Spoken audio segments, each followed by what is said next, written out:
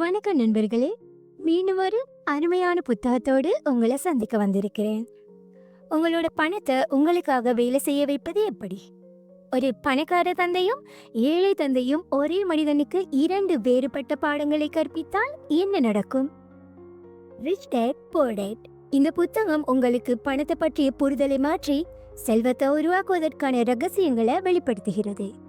Robert Kiyosaki தனது சொந்த வாழ்க்கையிலிருந்து எடுத்த இந்த கதை பள்ளியில் கற்பிக்கப்படாத பண நிர்வாகத்தை பற்றி உங்களுக்கு கற்பிக்கிறது. நீங்கள் செல்வந்தராக வேண்டுமா அல்லது வாழ்நாள் முழுவதும் பணத்திற்காக உழைக்க வேண்டுமா?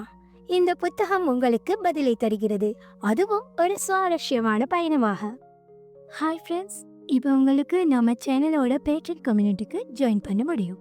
உங்கள் சப்போர்ட் தான் என்னோட ஸ்ட்ரென்த். இந்த கம்யூனிட்டி மூலம் உங்களுக்கு என்னோட எல்லா வீடியோஸுக்கான ஆடியோஸ் மட்டும் கேட்க முடியும். அதோட மந்த்லி ஒன்ஸ் என் கூட 1-to-1 செஷன் புக் பண்ணலாம்.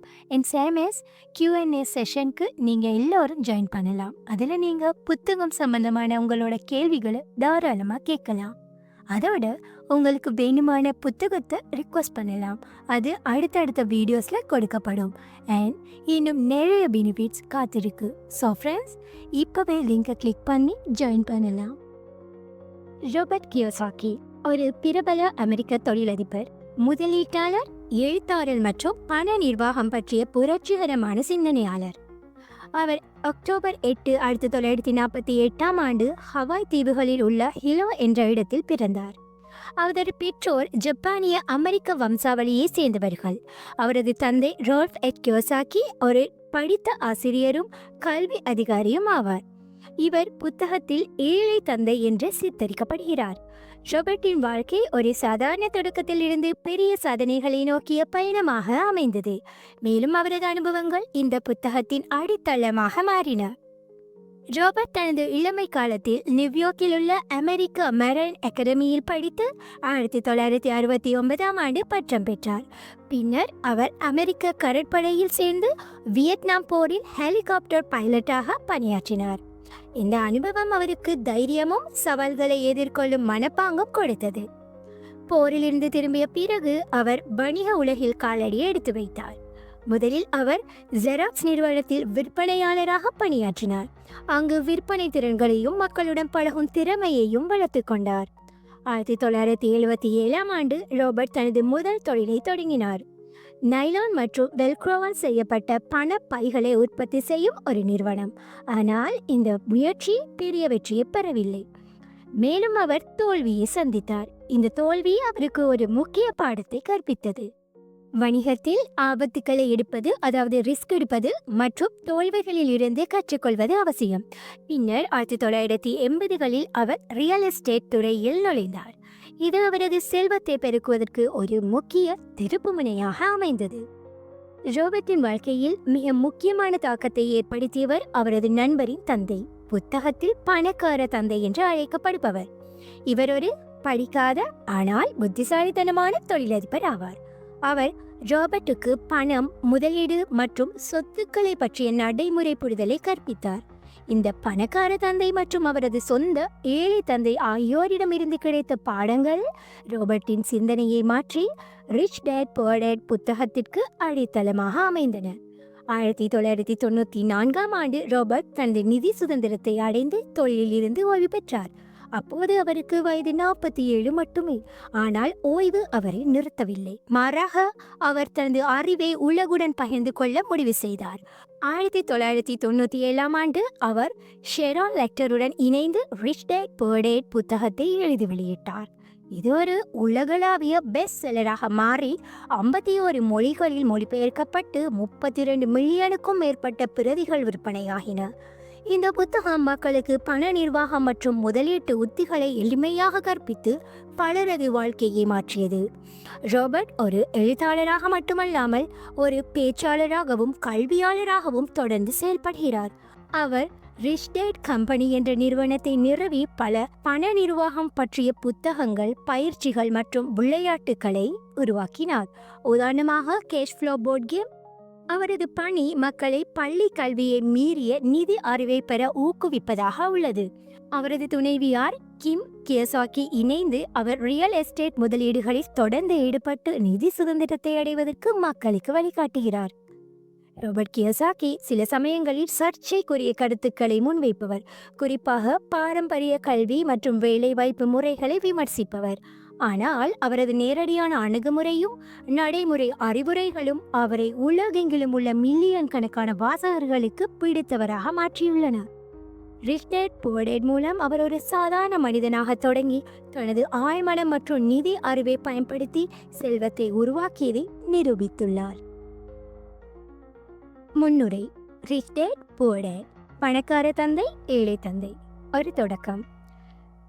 ரிச் டாட் புவர் டாட் புத்தகத்தின் முன்னுரை ராபர்ட் கியோசாகியின் சொந்த வாழ்க்கையிலிருந்து தொடங்குகிறது. இது ஒரு சிறுவனாக அவர் 2 வேறுபட்ட தந்தைகளிடமிருந்து பெற்ற பாடங்களை அடிப்படையாக கொண்டது. நான் 2 தந்தைகளை பெற்றிருந்தேன், ஒரு பணக்கார தந்தையும் ஒரு ஏழை தந்தையும் என்று அவர் எழுதுகிறார். இந்த முன்னுரை புத்தகத்தின் மைய கருத்தை அறிமுகப்படுத்துகிறது. பணம் மற்றும் செல்வத்தை பற்றிய பாரம்பரிய கருத்துக்களை சவால் செய்வது, மக்களுக்கு நிதி சுதந்திரத்தை அடைய புதிய புரிதலை வழங்குவது. ராபர்ட்டின் ஏழை தந்தை அவரது உண்மையான தந்தை. ஒரு படித்த கடின உழைப்பாளியாக இருந்தவர். ஹவாய் மாநிலத்தில் கல்வித்துறையில் உயர் பதவி வகித்தவர். அவர் ஒரு நல்ல வேலை, நிலையான சம்பளம் மற்றும் கல்வியின் முக்கியத்துவத்தை நம்பினவர். ஆனால் அவர் பணத்தை நிர்வகிப்பதில் சிரமப்பட்டார். பெரும்பாலும் செலவுகளை சமாளிக்க முடியாமல் கடனில் மூழ்கினார். மறுபுறம் பணக்கார தந்தை ராபர்ட்டின் நண்பரின் தந்தை 8வது வகுப்பு வரை மட்டுமே படித்தவர். ஆனால் பணம் சம்பாதிப்பதிலும் முதலீடு செய்வதிலும் புத்திசாலி. அவர் ஒரு வெற்றிகரமான தொழிலதிபராகவும் சொத்து முதலீட்டாளராகவும் மாறி நிதி சுதந்திரத்தை அடைந்தார். 2 தந்தைகளும் எனக்கு பணத்தை பற்றி வெவ்வேறு பாடங்களை கற்பித்தனர் என்று ராபர்ட் கூறுகிறார். ஏழை தந்தை அவருக்கு கடினமாக உழைத்து ஒரு நல்ல வேலை பெறு என்று அறிவுரை கூறினார். இது பெரும்பாலான மக்களுக்கு பரிச்சயமான பாதை. ஆனால் பணக்கார தந்தையோ பணத்தை உனக்காக வேலை செய்யவை என்று கற்பித்தார். இது ஒரு புரட்சிகரமான சிந்தனை. இந்த முன்னுரை இந்த 2 முரண்பட்ட தத்துவங்களை ஒப்பிட்டு பணத்தை பற்றிய பாரம்பரிய கல்வி பெரும்பாலும் மக்களின் நிதி சுதந்திரத்திற்கு அழைத்துச் செல்வதில்லை என்று வாதிடுகிறது. ராபர்ட் ஒரு சிறுவனாக இந்த 2 தந்தைகளையும் கவனித்து அவர்களின் வாழ்க்கை முடிவுகளை பகுப்பாய்வு செய்தார். ஏன் என் படித்த தந்தை பணத்திற்காக போராடுகிறார், ஆனால் படிக்காத பணக்கார தந்தை செல்வத்தை அனுபவிக்கிறார் என்ற கேள்வி அவரை தொடர்ந்து துரத்தியது. இந்த கேள்வியே புத்தகத்தின் அடிப்படையாக அமைந்தது. பள்ளிகளில் கணிதம், அறிவியல் மற்றும் வரலாறு கற்பிக்கப்படுகிறது. ஆனால் பண நிர்வாகம், முதலீடு அல்லது செல்வத்தை உருவாக்குவது பற்றி எதுவும் கற்பிக்கப்படுவதில்லை என்று அவர் சுட்டிக்காட்டுகிறார். நிதி அறிவு இல்லாமல் மக்கள் தங்கள் வாழ்நாள் முழுவதும் பணத்திற்காக உழைக்கிறார்கள் என்று அவர் எச்சரிக்கிறார். முன்னுரையில் ராபர்ட் தனது சொந்த அனுபவத்தை பகிர்கிறார். ஒரு 9 வயது சிறுவனாக அவர் தனது நண்பர் மைக்குடன், அதாவது பணக்கார தந்தையின் மகனுடன் இணைந்து பணம் சம்பாதிக்க முயன்றார். அவர்கள் பழைய பற்பசை குழாய்களை உருக்கி நாணயங்களை உருவாக்க முயற்சித்தனர். ஆனால் அது சட்டவிரோதமானது என்று ஏழை தந்தை எச்சரித்தார். பின்னர் பணக்கார தந்தை அவர்களுக்கு ஒரு முக்கிய பாடத்தை கற்பித்தார். பணம் சம்பாதிக்க நீங்கள் உங்கள் மனதை பயன்படுத்த வேண்டும், உடல் உழைப்பை மட்டும் நம்பக்கூடாது. இது ராபர்ட்டின் முதல் பண பாடமாக அமைந்தது. புத்திசாலித்தனமாக சிந்தித்து வாய்ப்புகளை பயன்படுத்துவது. இந்த முன்னுரை ஒரு கவர்ச்சியான கேள்வியுடன் முடிகிறது. நீங்கள் எந்த தந்தையின் அறிவுரையை பின்பற்ற விரும்புகிறீர்கள்? பணத்திற்காக உழைப்பவரா அல்லது பணத்தை தனக்காக வேலை செய்ய வைப்பவரா? ராபர்ட் தனது பயணத்தை பகிர்ந்து வாசகர்களை தங்கள் சொந்த நிதி எதிர்காலத்தை பற்றி சிந்திக்க தூண்டுகிறார். இந்த புத்தகம் உங்களுக்கு ஒரு புதிய பார்வையை தரும். பணம் ஒரு பிரச்சனை அல்ல, அது ஒரு வாய்ப்பு என்று அவர் உறுதியளிக்கிறார். இது அடுத்தடுத்த அத்தியாயங்களுக்கு ஒரு அடித்தளமாக அமைகிறது.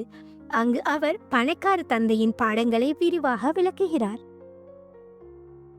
முதலாவது அத்தியாயம், ரிச் டாட் புவர் டாட், பணக்கார தந்தை ஏழை தந்தை. இந்த புத்தகத்தின் முதல் அத்தியாயம் ராபர்ட் கியோசாகியின் வாழ்க்கையில் 2 தந்தைகளிடமிருந்து பெற்ற பணம் பற்றிய மாறுபட்ட பாடங்களை அறிமுகப்படுத்துகிறது. இது புத்தகத்தின் அடித்தளமாக அமைகிறது. வாசகர்களுக்கு பணத்தை பற்றிய பாரம்பரிய சிந்தனையை சவால் செய்யும் ஒரு புதிய பார்வையை வழங்குகிறது. பணம் ஒரு எளிய விஷயம் அல்ல. அதை எப்படி புரிந்து கொள்கிறோம், எப்படி நடத்துகிறோம் என்பதை பொறுத்து அது நம்மை செல்வந்தராகவோ அல்லது ஏழையாகவோ மாற்றுகிறது என்று ராபர்ட் ஆரம்பிக்கிறார். இந்த அத்தியாயம் அவரது பணக்கார தந்தை மற்றும் ஏழை தந்தை ஆகியோரின் முதல் பாடங்களை விவரிக்கிறது. மேலும் பணத்தை நிர்வகிக்கும் மனப்பாங்கு எவ்வளவு முக்கியம் என்பதை வெளிப்படுத்துகிறது. 2 தந்தைகளின் அறிமுகம். ராபர்ட் தனது சிறுவயதிலிருந்து ஒரு கதையை பகிர்கிறார். அவருக்கு 2 தந்தைகள் இருந்தனர். ஒருவர் அவரது உண்மையான தந்தை, அதாவது ஏழை தந்தை. மற்றவர் அவரது நண்பருடைய தந்தை, மைக்கின் தந்தை, பணக்கார தந்தை. ஏழை தந்தை ஒரு படித்த மனிதர். அவர் ஸ்டான்ஃபோர்ட் பல்கலைக்கழகத்தில் படித்து ஹவாய் மாநிலத்தில் கல்வி இயக்குநராக பணியாற்றினார். அவர் கடின உழைப்பு, நல்ல கல்வி மற்றும் ஒரு பாதுகாப்பான வேலையை நம்பினார். ஆனால் அவர் பணத்தை சரியாக நிர்வகிக்க முடியவில்லை. அவரது சம்பளம் செலவுகளை சமாளிக்க போதுமானதாக இல்லை. மேலும் அவர் கடன்களால் சிக்கினார்.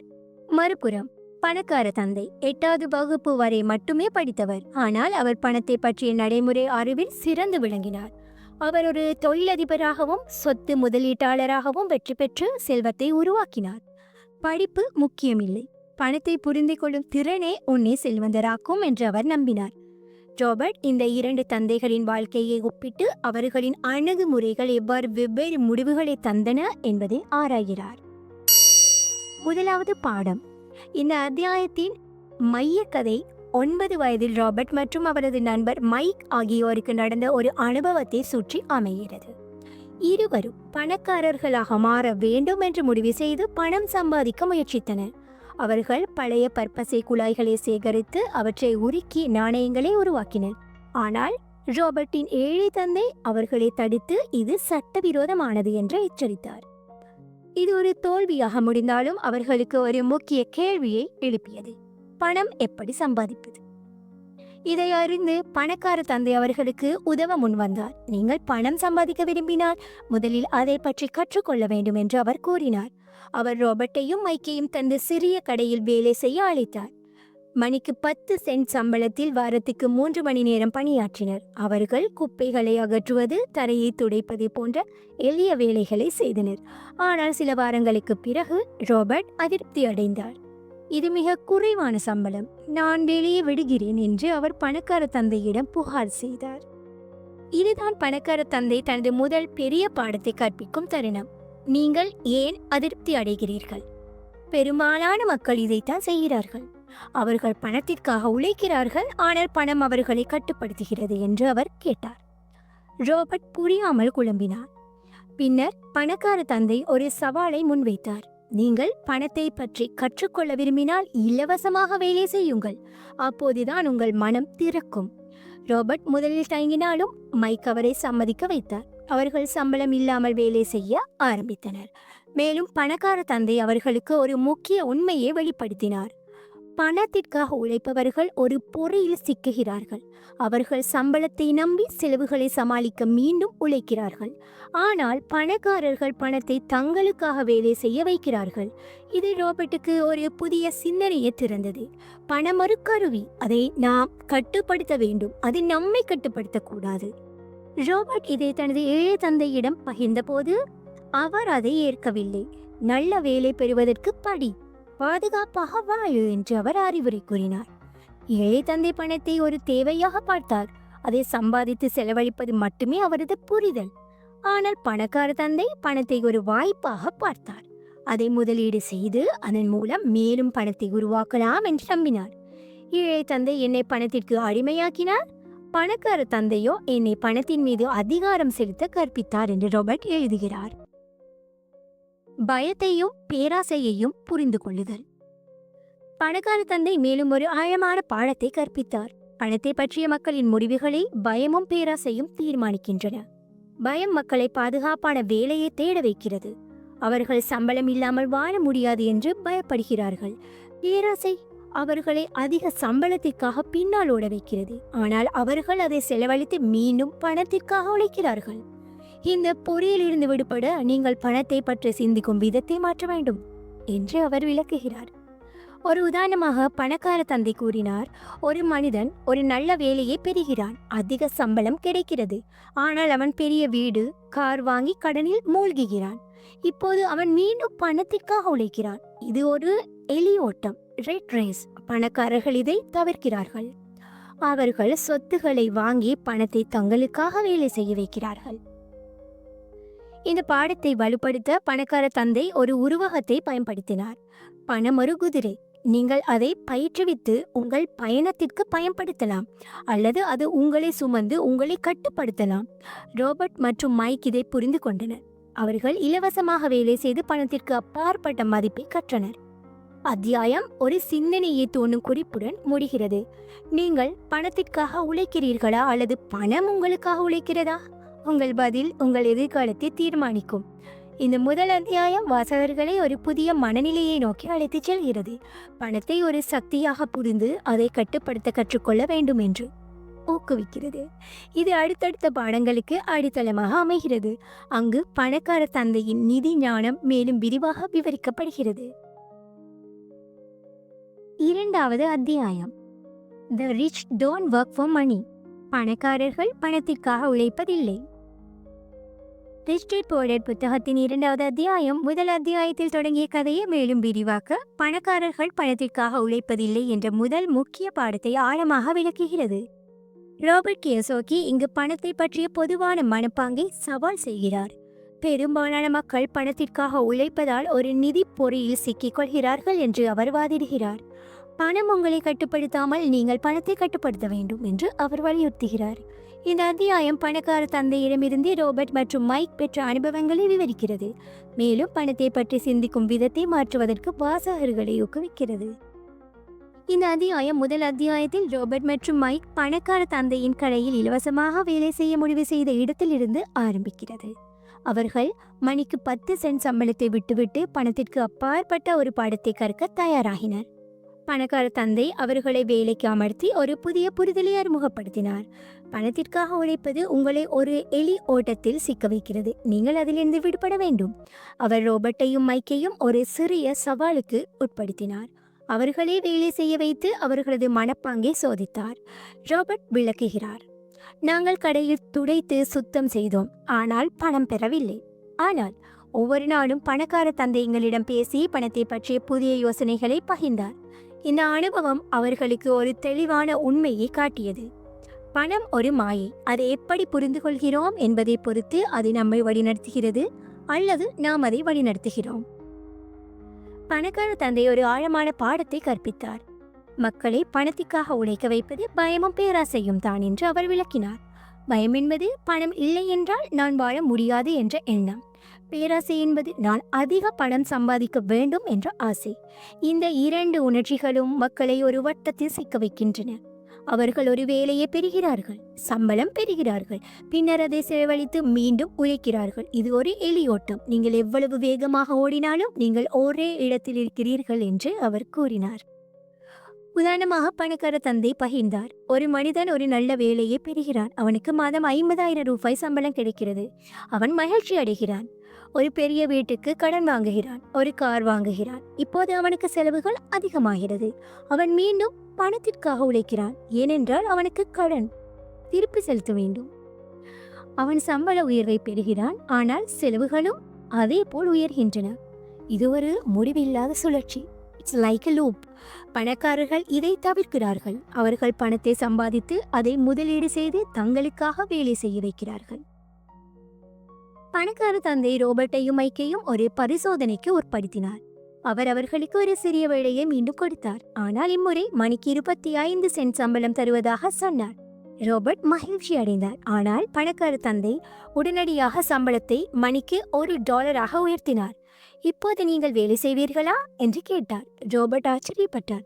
அவர் ஆம் என்று சொல்ல தயாரான போது பணக்கார தந்தை தடுத்தார். இதுதான் பிரச்சனை. நீங்கள் பணத்திற்காக உழைக்க தயாராகிறீர்கள். ஒவ்வொரு முறை சம்பளம் உயரும் போதும் நீங்கள் அதற்கு அடிமையாகிறீர்கள் என்று அவர் விளக்கினார். பின்னர் அவர் ஒரு முக்கிய கேள்வியை கேட்டார். நீங்கள் சம்பளம் இல்லாமல் வேலை செய்ய முடியுமா? ரோபர்ட் முதலில் தயங்கினாலும் பணக்கார தந்தை தொடர்ந்து விளக்கினார்.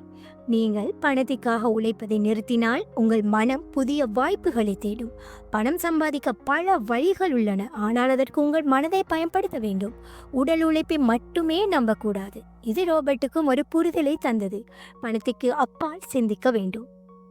இந்த பாடத்தை உறுதிப்படுத்த பணக்கார தந்தை ஒரு உண்மையான அனுபவத்தை உருவாக்கினார்.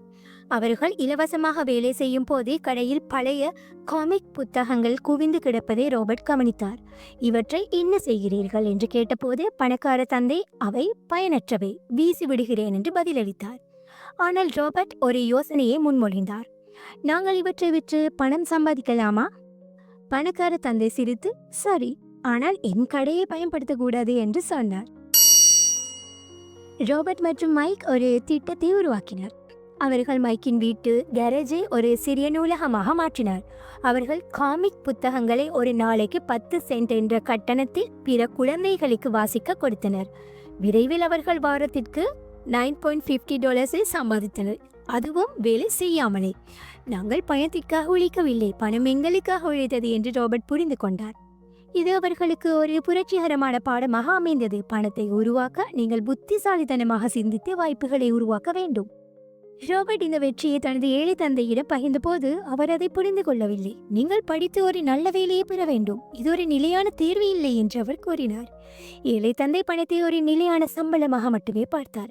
அதை சம்பாதித்து செலவழிப்பதே அவரது புரிதல். ஆனால் பணக்கார தந்தை பணத்தை ஒரு கருவியாக பார்த்தார். அதை முதலீடு செய்து அதன் மூலம் மேலும் பணத்தை உருவாக்கலாம் என்று நம்பினார். ஏழை தந்தை என்னை பணத்திற்கு அடிமையாக்கினார், பணக்கார தந்தை என்னை பணத்தின் மீது ஆதிக்கம் செலுத்த கற்பித்தார் என்று ரோபர்ட் எழுதுகிறார்.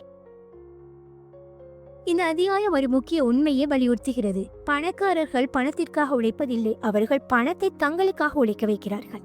பணக்கார தந்தை ரோபர்ட்டுக்கு ஒரு உருவகத்தை கொடுத்தார். பணம் ஒரு நதி, நீங்கள் அதில் மீன் பிடிக்கலாம் அல்லது ஒரு அணையை கட்டி அதை உங்களுக்கு வேலை செய்ய வைக்கலாம். பெரும்பாலான மக்கள் மீன் பிடிப்பதை தேர்ந்தெடுக்கிறார்கள். அவர்கள் தங்கள் உடல் உழைப்பை நம்பி ஒரு சம்பளத்திற்கு அடிமையாகிறார்கள். ஆனால் பணக்காரர்கள் அணையை கட்டுகிறார்கள். அவர்கள் சொத்துக்களை உருவாக்கி பணம் தானாக வரும்படி செய்கிறார்கள். இந்த அத்தியாயம் ஒரு சிந்தனையை தூண்டும் கேள்வியுடன் முடிகிறது. நீங்கள் பணத்திற்காக உழைக்கிறீர்களா அல்லது பணத்தை உங்களுக்காக உழைக்க வைக்கிறீர்களா? இது வாசகர்களுக்கு தங்கள் நிதி மனப்பாங்கை மறு ஆய்வு செய்ய ஊக்குவிக்கிறது. மேலும் அடுத்தடுத்த பாடங்களுக்கு அடித்தளமாக அமைகிறது. அங்கு பணத்தை உருவாக்கும் உத்திகள் மேலும் விரிவாக விவரிக்கப்படுகின்றன. 3வது அத்தியாயம், Why teach financial literacy? நிதி அறிவை ஏன் கற்பிக்க வேண்டும்? இந்த புத்தகத்தின் 3வது அத்தியாயம் நிதி அறிவை ஏன் கற்பிக்க வேண்டும் என்ற 2வது பாடத்தை ஆராய்கிறது. ரோபர்ட் கியோசாகி இங்கு ஒரு முக்கிய உண்மையை வலியுறுத்துகிறார். பணத்தை சம்பாதிப்பது மட்டும் போதாது, அதை எப்படி நிர்வகிப்பது, முதலீடு செய்வது மற்றும் பெருக்குவது என்பதை அறிந்திருக்க வேண்டும். பள்ளிகளில் கற்பிக்கப்படாத நிதி அறிவு இல்லாமல் மக்கள் தங்கள் வாழ்நாள் முழுவதும் பணத்திற்காக உழைத்து செல்வத்தை உருவாக்க முடியாமல் போகிறார்கள் என்று அவர் வாதிடுகிறார். இந்த அத்தியாயம் பணக்கார தந்தையின் ஞானத்தை அடிப்படையாக கொண்டு நிதி அறிவின் அவசியத்தை விளக்குகிறது. மேலும் செல்வத்தை உருவாக்குவதற்கு அடிப்படையான கருத்துக்களை அறிமுகப்படுத்துகிறது. நிதி அறிவின் பற்றாக்குறை. ரோபர்ட் இந்த அத்தியாயத்தை ஒரு கேள்வியுடன் ஆரம்பிக்கிறார். நாம் பள்ளியில் பல ஆண்டுகள் படிக்கிறோம், கணிதம், அறிவியல், வரலாறு என்று கற்கிறோம். ஆனால் பணத்தை எப்படி நிர்வகிப்பது என்று ஏன் கற்பிக்கப்படவில்லை? அவர் தனது ஏழை தந்தையை உதாரணமாக எடுத்து காட்டுகிறார். ஒரு படித்த மனிதர், உயர் பதவியில் இருந்தவர், ஆனால் பணத்தை சரியாக நிர்வகிக்க முடியாமல் கடனில் மூழ்கினார். ஏழை தந்தை பணத்தை பற்றி அறியாததால் அவர் அதற்கு அடிமையானார் என்று ரோபர்ட் கூறுகிறார். மறுபுறம் பணக்கார தந்தை படிப்பறிவு இல்லாவிட்டாலும் நிதி அறிவு மூலம் செல்வத்தை உருவாக்கினார். நிதி அறிவு இல்லாதவன் எவ்வளவு சம்பாதித்தாலும் ஏழையாகவே இருப்பான் என்று பணக்கார தந்தை கற்பித்தார். உதாரணமாக, ஒரு மனிதன் மாதம் $1,00,000 சம்பாதித்தாலும் அவன் அதை செலவழித்து கடனில் மூழ்கினான். அவன் செல்வந்தன் இல்லை, அவன் ஒரு பணமுள்ள ஏழை மட்டுமே. இந்த அத்தியாயம் நிதி அறிவின் முக்கியத்துவத்தை வலியுறுத்துகிறது. பணத்தை புரிந்து கொள்ளாமல் நீங்கள் அதன் கட்டுப்பாட்டில் இருப்பீர்கள். சொத்து மற்றும் பொறுப்பு அடிப்படை வித்தியாசம். பணக்கார தந்தை ரோபர்ட்டுக்கு ஒரு அடிப்படை பாடத்தை கற்பித்தார். செல்வத்தை உருவாக்க நீங்கள் சொத்து அசெட்ஸ் மற்றும் பொறுப்பு லைபிலிட்டிஸ் ஆகியவற்றுக்கு இடையிலான வித்தியாசத்தை புரிந்து கொள்ள வேண்டும் என்று அவர் எளிமையாக விளக்கினார். சொத்து அசெட் உங்கள் பாக்கெட்டில் பணத்தை போடுவது சொத்து. உதாரணமாக ஒரு வாடகை வீடு. அது உங்களுக்கு மாதம் மாதம் வருமானத்தை தருகிறது. பொறுப்பு liability. உங்கள் பாக்கெட்டில் இருந்து பணத்தை எடுப்பது பொறுப்பு. உதாரணமாக ஒரு கார், நீங்கள் அதற்கு பராமரிப்பு, எரிபொருள் செலவு செய்ய வேண்டும். ராபர்ட் கூறுகிறார், பணக்காரர்கள் சொத்துக்களை வாங்குகிறார்கள், ஏழைகளும் நடுத்தர வர்க்கமும் பொறுப்புகளை வாங்குகிறார்கள், ஆனால் அவற்றை சொத்துக்கள் என்று நினைக்கிறார்கள். உதாரணமாக பெரும்பாலான மக்கள் ஒரு வீட்டை வாங்கி அதை தங்கள் மிகப்பெரிய சொத்து என்று கருதுகிறார்கள். ஆனால் பணக்கார தந்தை சொல்கிறார், நீங்கள் அதில் வசிக்கிறீர்கள் என்றால் அது ஒரு பொறுப்பு. ஏனென்றால் அது உங்களுக்கு வருமானம் தருவதில்லை, மாறாக செலவுகளை உருவாக்குகிறது. ராபர்ட் தனது ஏழை தந்தையின் வாழ்க்கையை உதாரணமாக பகிர்கிறார். என் ஏழை தந்தை ஒரு பெரிய வீட்டை வாங்கினார். அவர் அதை ஒரு சொத்து என்று நினைத்தார். ஆனால் அவர் அதற்கு கடன் செலுத்தி பராமரிப்பு செலவுகளை ஏற்றுக்கொண்டார். அது அவருக்கு வருமானம் தரவில்லை, மாறாக அவரை மேலும் உழைக்க வைத்தது. மறுபுறம் பணக்கார தந்தை ஒரு சிறிய வீட்டை வாங்கி வாடகைக்கு விட்டார். அது அவருக்கு மாதா மாதம் பணத்தை கொண்டு வந்தது. பணக்கார தந்தை சொத்துக்களை சேகரித்தார், ஏழை தந்தை பொறுப்புகளை சேகரித்தார் என்று ராபர்ட் ஒப்பிடுகிறார். ஒரு நாள் பணக்கார தந்தை ராபர்ட்டையும் மைக்கையும் அழைத்து ஒரு சிறிய குடியிருப்பு வளாகத்தை காட்டினார். இது என் சொத்து. இது எனக்கு மாதம் 10,000 ரூபாய் வருமானம் தருகிறது. நான் இதற்காக உழைக்கவில்லை, இது எனக்காக உழைக்கிறது என்று அவர் விளக்கினார். இது ராபர்ட்டுக்கு ஒரு புரிதலை தந்தது. செல்வம் என்பது உங்கள் பாக்கெட்டில் பணத்தை போடும் சொத்துக்களை உருவாக்குவது என்று கூறினார். நிதி அறிவு இல்லாததன் விளைவு. ராபர்ட் ஒரு பொதுவான பிரச்சனையை சுட்டிக்காட்டுகிறார். பெரும்பாலான மக்கள் சம்பளத்தை பெறுகிறார்கள், ஆனால் அதை எப்படி செலவழிப்பது என்று மட்டுமே தெரியும். அவர்களுக்கு சேமிப்பது அல்லது முதலீடு செய்வதை பற்றி தெரியாது. அவர் ஒரு உதாரணத்தை தருகிறார். ஒரு மனிதர் மாதம் 50,000 ரூபாய் சம்பாதிக்கிறான். அவன் ஒரு பெரிய வீடு, கார் மற்றும் ஆடம்பர பொருட்களை வாங்குகிறான். எல்லாமே கடனில். அவன் சம்பளம் உயரும் போது அவன் செலவுகளும் உயர்கின்றன. இறுதியில் அவன் வங்கி கணக்கு காலியாக இருக்கிறது, ஆனால் அவன் கடன்களால் சிக்கியிருக்கிறான். பணக்கார தந்தை இதை எலியோட்டம் என்று அழைத்தார். நீங்கள் எவ்வளவு சம்பாதித்தாலும் நிதி அறிவு இல்லை என்றால் நீங்கள் ஒரு பொறியில் சிக்கிக்கொள்வீர்கள். பணக்காரர்கள் இதை தவிர்க்கிறார்கள். அவர்கள் தங்கள் பணத்தை சொத்துகளில் முதலீடு செய்கிறார்கள். அது அவர்களுக்கு தொடர்ந்து வருமானத்தை தருகிறது. சொத்துக்கள் உங்களை செல்வந்தராக்குகின்றன, பொறுப்புகள் உங்களை ஏழையாக்குகின்றன என்று அவர் கற்பித்தார். ராபர்ட் தனது ஏழை தந்தையின் தவறுகளை பகிர்கிறார். என் ஏழை தந்தை ஒரு புத்திசாலி, ஆனால் அவர் பணத்தை பற்றி அறியாததால் அவர் தனது வாழ்நாள் முழுவதும் உழைத்தார், ஆனால் எதையும் சேமிக்கவில்லை. பணக்கார தந்தை மாறாக, நான் பணத்தை பற்றி கற்றுக்கொண்டேன், அது என்னை உழைப்பிலிருந்து விடுவித்தது என்று கூறினார். ராபர்ட் ஒரு உதாரணத்தை தருகிறார். பணக்கார தந்தை ஒரு சிறிய கடையை வாங்கினார். அது அவருக்கு வாடகை வருமானத்தை தந்தது. அவர் அதை மீண்டும் முதலீடு செய்து மேலும் சொத்துக்களை வாங்கினார். அவரது செல்வம் தானாக வளர்ந்தது. இந்த அத்தியாயம் ஒரு முக்கிய புரிதலை வழங்குகிறது. நிதி அறிவு என்பது சம்பளத்தை சம்பாதிப்பது மட்டுமல்ல, அதை எப்படி பயன்படுத்துவது, எப்படி பெருக்குவது என்பதை அறிவது. பள்ளிகள் இதை கற்பிக்கவில்லை என்றாலும் நீங்கள் அதை சுயமாக கற்றுக்கொள்ளலாம் என்று ராபர்ட் ஊக்குவிக்கிறார். உங்கள் நிதி அறிவை வளர்த்தால் நீங்கள் செல்வத்தை உருவாக்கலாம் என்று அவர் உறுதியளிக்கிறார். பணக்கார தந்தை ஒரு உருவகத்தை பயன்படுத்தினார். பணம் ஒரு விதை. நீங்கள் அதை செலவழித்தால் அது மறைகிறது, ஆனால் நீங்கள் அதை சொத்துகளில் நடவு செய்தால் அது ஒரு மரமாக வளர்ந்து உங்களுக்கு பலன் தரும்.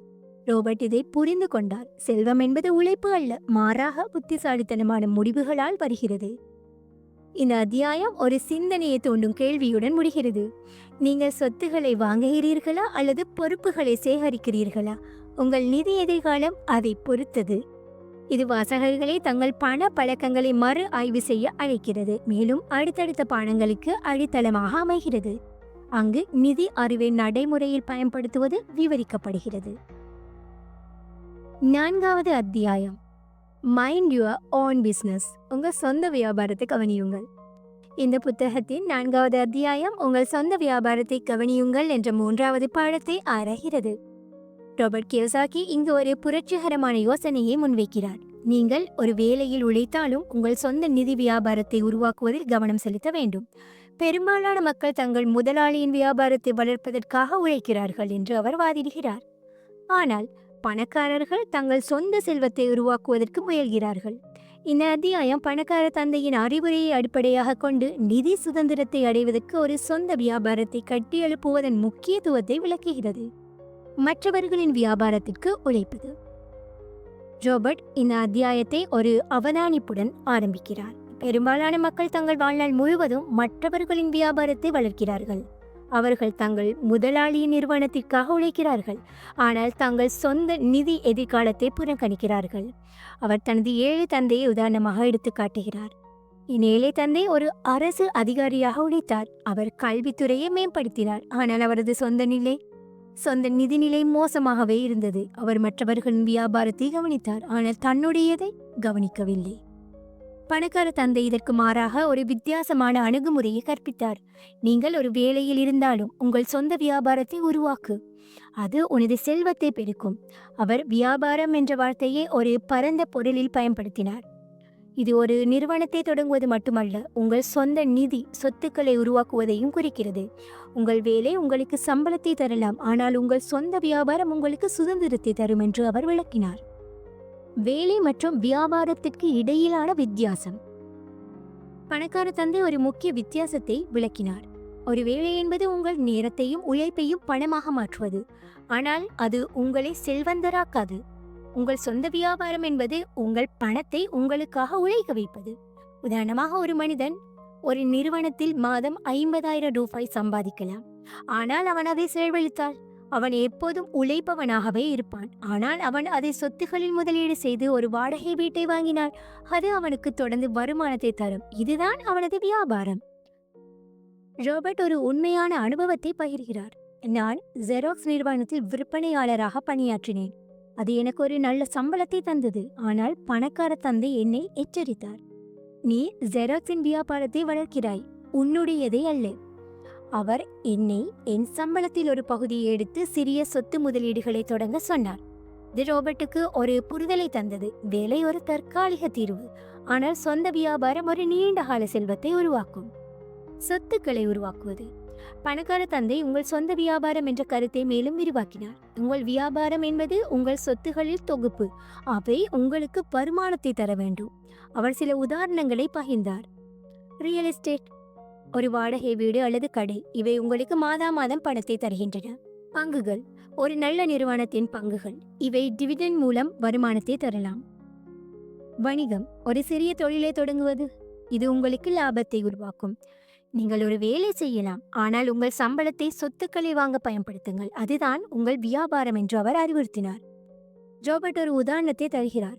பணக்கார தந்தை ஒரு சிறிய கடையை வாங்கினார். அவர் அதை வாடகைக்கு விட்டார். அந்த வருமானத்தை வைத்து மேலும் ஒரு கடையை வாங்கினார். அவரது வியாபாரம் தானாக வளர்ந்தது, அவர் அதற்காக உழைக்கவில்லை. ஏழை தந்தையின் தவறு. ரோபர்ட் தனது ஏழை தந்தையின் அணுகுமுறையை ஒப்பிடுகிறார். என் ஏழை தந்தை தனது சம்பளத்தை செலவழித்தார். ஒரு பெரிய வீடு, ஒரு நல்ல கார் மற்றும் குடும்ப செலவுகளுக்கு அவர் அதை தனது வாழ்க்கை முறை என்று நினைத்தார், ஆனால் அது அவரை கடனில் மூழ்கடித்தது. ஏழை தந்தை பொறுப்புகளை சேகரித்தார், அவை அவருக்கு வருமானம் தரவில்லை, மாறாக செலவுகளை உருவாக்கின. அவர் அரசாங்கத்தின் வியாபாரத்தை வளர்த்தார், ஆனால் தனது சொந்த வியாபாரத்தை கவனிக்கவில்லை என்று ரோபர்ட் கூறுகிறார். ஒரு நாள் ஏழை தந்தை ரோபர்ட்டிடம் புலம்பினார். நான் எவ்வளவு உழைத்தாலும் பணம் போதவில்லை. பணக்கார தந்தை இதை கேட்டு சிரித்தார். ஏனென்றால் நீ உனது வியாபாரத்தை கவனிக்கவில்லை, நீ மற்றவர்களின் வியாபாரத்துக்கு உழைக்கிறாய். இது ரோபர்ட்டுக்கு ஒரு புரட்சிகரமான புரிதலை தந்தது. நீங்கள் உங்கள் சொந்த செல்வத்தை உருவாக்காவிட்டால் நீங்கள் எப்போதுமே பணத்திற்காக உழைப்பவராகவே இருப்பீர்கள். பணக்கார தந்தை ரோபர்ட்டையும் மைக்கையும் ஒரு பாடத்திற்காக அழைத்துச் சென்றார். அவர் ஒரு சிறிய குடியிருப்பு வளாகத்தை காட்டி, இது என் வியாபாரம், நான் இதை வாங்கினேன், இப்போது இது எனக்கு மாதம் 15,000 ரூபாய் வருமானம் தருகிறது. நான் ஒரு வேலையை செய்யலாம், ஆனால் இது என் சொந்த வியாபாரம், இது என்னை செல்வந்தராக்குகிறது என்று விளக்கினார். பின்னர் அவர் ரோபர்ட்டையும் மைக்கையும் ஒரு சிறிய முதலீட்டை தொடங்க ஊக்குவித்தார். அவர்கள் தங்கள் சேமிப்பை பயன்படுத்தி ஒரு சிறிய வாடகை சொத்தை வாங்கினார். இப்போது நீங்கள் உங்கள் சொந்த வியாபாரத்தை கவனிக்கிறீர்கள் என்று அவர் பாராட்டினார். இந்த அத்தியாயம் ஒரு முக்கிய உண்மையை வலியுறுத்துகிறது. நிதி சுதந்திரத்துக்கு நீங்கள் உங்கள் சொந்த வியாபாரத்தை உருவாக்க வேண்டும். அது உங்கள் சொத்துக்களை சேகரிப்பதன் மூலம் நடக்கும். பணக்கார தந்தை ஒரு உருவகத்தை பயன்படுத்தினார். உங்கள் வேலை ஒரு பசு, அது உங்களுக்கு பால் தரலாம், ஆனால் உங்கள் வியாபாரம் ஒரு பண்ணை, அது உங்களுக்கு பல பசுக்களை உருவாக்கும். பெரும்பாலான மக்கள் ஒரு பசுவை மட்டுமே நம்புகிறார்கள். அவர்கள் வேலையை இழந்தால் அவர்களுக்கு எதுவும் இல்லை. ஆனால் பணக்காரர்கள் ஒரு பண்ணையை உருவாக்குகிறார்கள். அவர்களுக்கு பல வருமான ஆதாரங்கள் உள்ளன. இந்த அத்தியாயம் ஒரு சிந்தனையை தோன்றும் கேள்வியுடன் முடிகிறது. நீங்கள் யாருடைய வியாபாரத்தை கவனிக்கிறீர்கள்? உங்கள் முதலாளியுடையதா அல்லது உங்களுடையதா? இது வாசகர்களை தங்கள் நிதி முன்னுரிமைகளை மறு ஆய்வு செய்ய அழைக்கிறது, மேலும் அடுத்தடுத்த பாடங்களுக்கு அடித்தளமாக அமைகிறது. அங்கு சொத்துக்களை உருவாக்குவதற்கான உத்திகள் மேலும் விவரிக்கப்படுகின்றன. 5வது அத்தியாயம், the history of taxes and the power of corporations. வரிகளின் வரலாறு மற்றும் நிறுவனங்களின் சக்தி. இந்த புத்தகத்தின் 5வது அத்தியாயம் வரிகளின் வரலாறு மற்றும் நிறுவனங்களின் சக்தி என்ற 4வது பாடத்தை ஆராய்கிறது. ராபர்ட் கியோசாகி இங்கு ஒரு முக்கிய புரிதலை வழங்குகிறார். வரிகள் மற்றும் சட்டங்கள் பணக்காரர்களுக்கு சாதகமாக வடிவமைக்கப்பட்டுள்ளன. அவற்றை புரிந்து கொண்டு பயன்படுத்தினால் நீங்கள் செல்வத்தை பாதுகாக்கலாம். பெரும்பாலான மக்கள் வரிகளால் அடிமைப்படுத்தப்படுகிறார்கள் என்று அவர் வாதிடுகிறார். ஆனால் பணக்காரர்கள் நிறுவனங்களை பயன்படுத்தி வரிகளை குறைத்து தங்கள் செல்வத்தை வளர்க்கிறார்கள். இந்த அத்தியாயம் பணக்கார தந்தையின் அறிவுரையை அடிப்படையாக கொண்டு வரலாற்று பின்னணியையும் நிறுவனங்களின் நடைமுறை சக்தியையும் விளக்குகிறது. வரிகளின் தோற்றம். ரோபர்ட் வரிகளின் வரலாற்றை ஒரு சுருக்கமான பார்வையுடன் தொடங்குகிறார். வரிகள் முதலில் பணக்காரர்களை இலக்காக கொண்டு உருவாக்கப்பட்டன. ஆனால் இப்போது அவை நடுத்தர மற்றும் ஏழை மக்களை அதிகம் பாதிக்கின்றன. அவர் ஒரு எடுத்துக்காட்டை தருகிறார். அமெரிக்காவில் 19ஆம் நூற்றாண்டில் வரிகள் அறிமுகப்படுத்தப்பட்ட போது அவை பணக்காரர்களிடமிருந்து பணத்தை பெறுவதற்காக இருந்தன.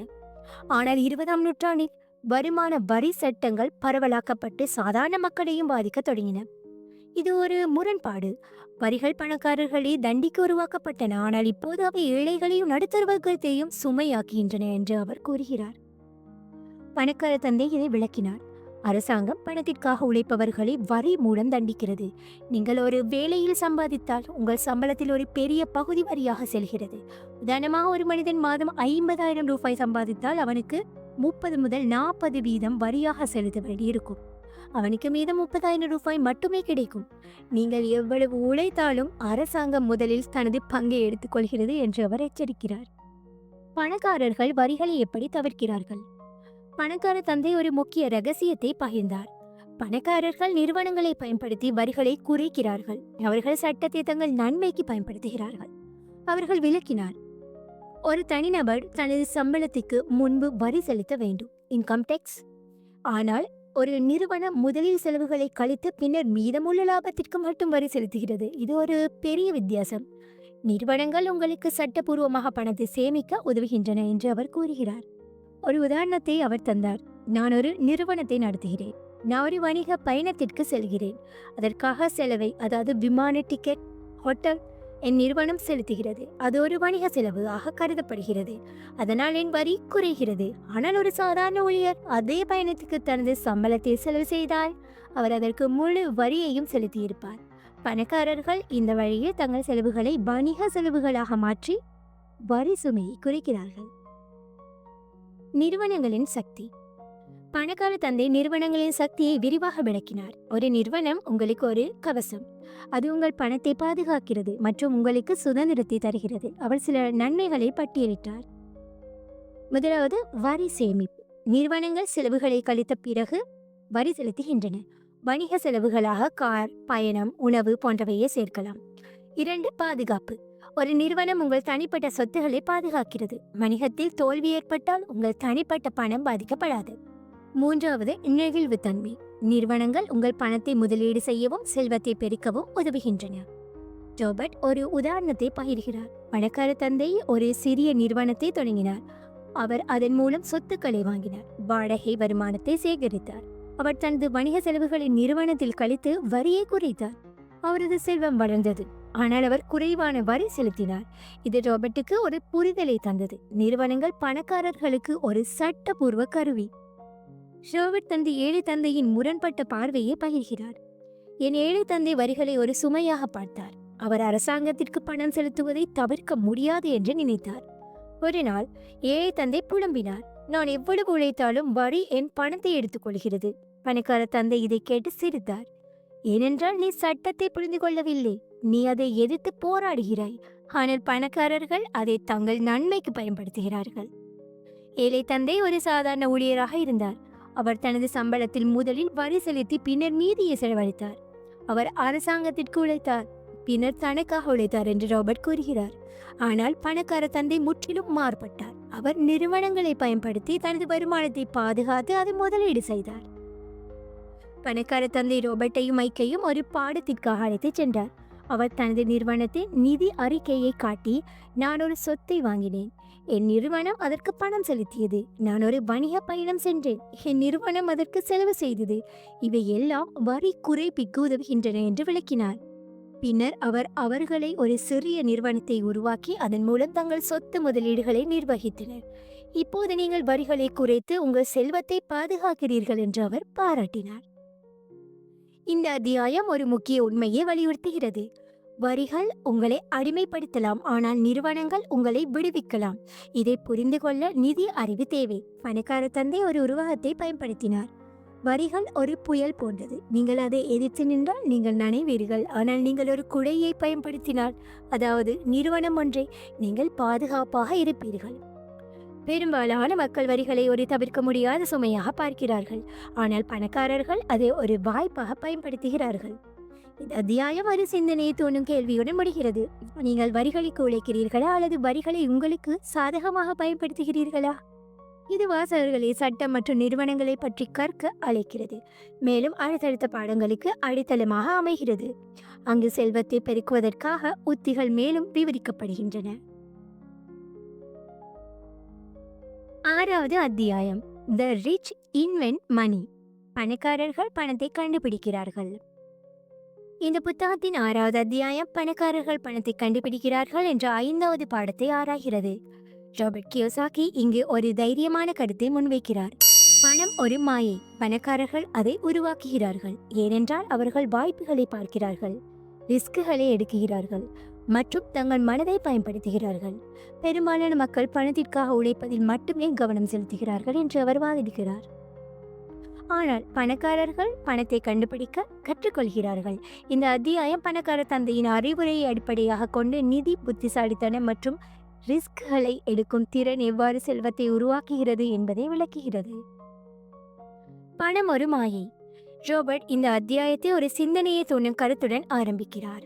பணம் என்பது நாம் உருவாக்கிய ஒரு யோசனை, அது உண்மையில் உள்ளது என்று நாம் நம்புவதால் மட்டுமே அது மதிப்பு பெறுகிறது என்று அவர் பணக்கார தந்தையின் வார்த்தைகளை மேற்கோள் காட்டுகிறார். பணம் ஒரு கருவி, நீங்கள் அதை உருவாக்கலாம், ஆனால் அதற்கு உங்கள் மனமும் தைரியமும் தேவை. பெரும்பாலான மக்கள் பணத்தை ஒரு நிலையான விஷயமாக பார்க்கிறார்கள். அவர்கள் அதை சம்பாதிக்க ஒரு வேலையை தேடுகிறார்கள். ஆனால் பணக்காரர்கள் பணத்தை ஒரு வாய்ப்பாக பார்க்கிறார்கள். அவர்கள் அதை உருவாக்க வழிகளை கண்டுபிடிக்கிறார்கள். ஒரு உதாரணத்தை அவர் தருகிறார்.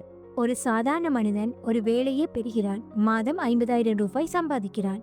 அவன் அதை செலவழித்து மீண்டும் உழைக்கிறான். ஆனால் ஒரு பணக்காரன் ஒரு பழைய வீட்டை 5 லட்சம் ரூபாய்க்கு வாங்குகிறான், அதை புதுப்பித்து 7 லட்சம் ரூபாய்க்கு விற்கிறான். அவன் 2 லட்சம் ரூபாவை கண்டுபிடித்தான். இது பணத்தை உருவாக்குவதற்கு மனப்பாங்கு மாற்றம் தேவை என்பதை காட்டுகிறது. வாய்ப்புகளை பார்க்க கற்றல். பணக்கார தந்தை ராபர்ட்டுக்கு ஒரு முக்கிய பாடத்தை கற்பித்தார். பணம் எல்லா இடங்களிலும் உள்ளது, ஆனால் அதை பார்க்க நிதி புத்திசாலித்தனம் தேவை. அவர் விளக்கினார். பெரும்பாலான மக்கள் பணத்திற்காக உழைப்பதில் மட்டுமே கவனம் செலுத்துகிறார்கள், ஆனால் பணக்காரர்கள் வாய்ப்புகளை தேடுகிறார்கள். நீங்கள் ஒரு வேலையை செய்யலாம், ஆனால் அதே நேரத்தில் உங்கள் கண்களை திறந்து வைத்திருங்கள். பணம் உருவாக்கும் வாய்ப்புகள் உங்களை சுற்றியுள்ளன. ராபர்ட் ஒரு உண்மையான அனுபவத்தை பகிர்கிறார். பணக்கார தந்தை ஒரு சிறிய நிலத்தை காட்டினார். அது மலிவாக விற்பனைக்கு இருந்தது, ஏனென்றால் அது பயன்படுத்தப்படாமல் இருந்தது. அவர் அதை வாங்கி ஒரு சிறிய கடையை கட்டினார், பின்னர் அதை வாடகைக்கு விட்டார். அவர் சொன்னார், நான் இந்த பணத்தை கண்டுபிடித்தேன். மற்றவர்கள் இதை ஒரு பயனற்ற நிலமாக பார்த்தார்கள், ஆனால் நான் அதை ஒரு வாய்ப்பாக பார்த்தேன். இது ராபர்ட்டுக்கு ஒரு புரிதலை தந்தது. பணம் உருவாக்க நீங்கள் மற்றவர்கள் பார்க்காதவற்றை பார்க்க வேண்டும். ஆபத்து மற்றும் புத்திசாலித்தனம். பணக்கார தந்தை மேலும் ஒரு ஆழமான பாடத்தை கற்பித்தார். பணத்தை கண்டுபிடிக்க நீங்கள் ஆபத்துகளை எடுக்க வேண்டும், அதாவது ரிஸ்க் எடுக்க வேண்டும், ஆனால் ஒரு புத்திசாலித்தனமாக இருக்க வேண்டும். அவர் விளக்கினார். பணக்காரர்கள் பணத்தை உருவாக்குவதற்கு முதலீடு செய்கிறார்கள், ஆனால் அவர்கள் அதை கண்மூடித்தனமாக செய்வதில்லை. அவர்கள் நிதி அறிவை பயன்படுத்தி ஆபத்துக்களை கட்டுப்படுத்துகிறார்கள். பயம் உங்களை பின்னால் இழுக்கும், ஆனால் புத்திசாலித்தனம் உங்களை முன்னால் நகர்த்தும் என்று அவர் கூறினார். ஒரு உதாரணத்தை அவர் தந்தார். நான் ஒரு பங்குச் சந்தையில் முதலீடு செய்தேன். அது ஒரு ரிஸ்க். ஆனால் நான் நிறுவனத்தை ஆராய்ந்து அதன் மதிப்பை புரிந்து கொண்டேன். பின்னர் அந்த பங்கு மதிப்பு உயர்ந்தது. நான் பணத்தை கண்டுபிடித்தேன். ரோபர்ட் இதை புரிந்து கொண்டார். பணம் உருவாக்குவது ஒரு சூதாட்டம் அல்ல, மாறாக ஒரு கணக்கிடப்பட்ட முயற்சி. ரோபர்ட் தந்து ஏழை தந்தையின் அணுகுமுறையை ஒப்பிடுகிறார். என் ஏழை தந்தை ஆபத்துகளை வெறுத்தார், அதாவது ரிஸ்க் எடுப்பதில்லை. அவர் பாதுகாப்பை தேடினார், ஒரு நிலையான வேலையை நம்பினார். ஒரு நாள் ஏழை தந்தை கூறினார், நான் முதலீடு செய்ய மாட்டேன், அது ஆபத்தானது, நான் பணத்தை இழக்கலாம். பணக்கார தந்தை இதை கேட்டு சிரித்தார். ஆபத்து இல்லாமல் செல்வம் இல்லை. நீ பணத்தை கண்டுபிடிக்க முயற்சிக்காவிட்டால் நீ எப்போதும் உழைப்பவனாகவே இருப்பாய். ஏழை தந்தை பணத்தை ஒரு நிலையான சம்பளமாக மட்டுமே பார்த்தார். ஆனால் பணக்கார தந்தை அதை ஒரு வளமாக பார்த்தார். அதை பெருக்க முடியும் என்று நம்பினார். பணக்கார தந்தை ரோபர்ட்டையும் மைக்கையும் ஒரு பாடத்திற்கு அழைத்துச் சென்றார். அவர் ஒரு பழைய கட்டிடத்தை காட்டினார். அது மலிவாக விற்பனைக்கு இருந்தது. இதை வாங்கி புதுப்பித்து விற்கலாம் அல்லது வாடகைக்கு விடலாம். இதுதான் பணத்தை கண்டுபிடிப்பது என்று அவர் விளக்கினார். ரோபர்ட் மற்றும் மைக் தங்கள் சேமிப்பை பயன்படுத்தி ஒரு சிறிய சொத்தை வாங்கினர். அவர்கள் அதை புதுப்பித்து வாடகைக்கு விட்டனர். நாங்கள் பணத்தை உருவாக்கினோம், அது எங்களுக்கு தொடர்ந்து வருமானத்தை தந்தது என்று ரோபர்ட் புரிந்து கொண்டார். பணக்கார தந்தை பாராட்டினார். நீங்கள் ஒரு வேலையை செய்யாமல் உங்கள் மனதை பயன்படுத்தி பணத்தை கண்டுபிடித்தீர்கள். இதுதான் பணக்காரர்களின் ரகசியம். இது ரோபர்ட்டுக்கு ஒரு புரட்சிகரமான புரிதலை தந்தது. பணம் உருவாக்கப்படலாம், ஆனால் அதற்கு தைரியமும் புத்திசாலித்தனமும் தேவை. இந்த அத்தியாயம் ஒரு முக்கிய உண்மையை வலியுறுத்துகிறது. பணக்காரர்கள் பணத்தை கண்டுபிடிக்கிறார்கள், அவர்கள் வாய்ப்புகளை பார்க்கிறார்கள், ஆபத்துகளை எடுக்கிறார்கள் மற்றும் தங்கள் நிதி அறிவை பயன்படுத்துகிறார்கள். பணக்கார தந்தை ஒரு உருவகத்தை பயன்படுத்தினார். பணம் ஒரு புதையல். பெரும்பாலான மக்கள் அதற்காக உழைக்கிறார்கள், ஆனால் பணக்காரர்கள் அதை தோண்டி எடுக்கிறார்கள்.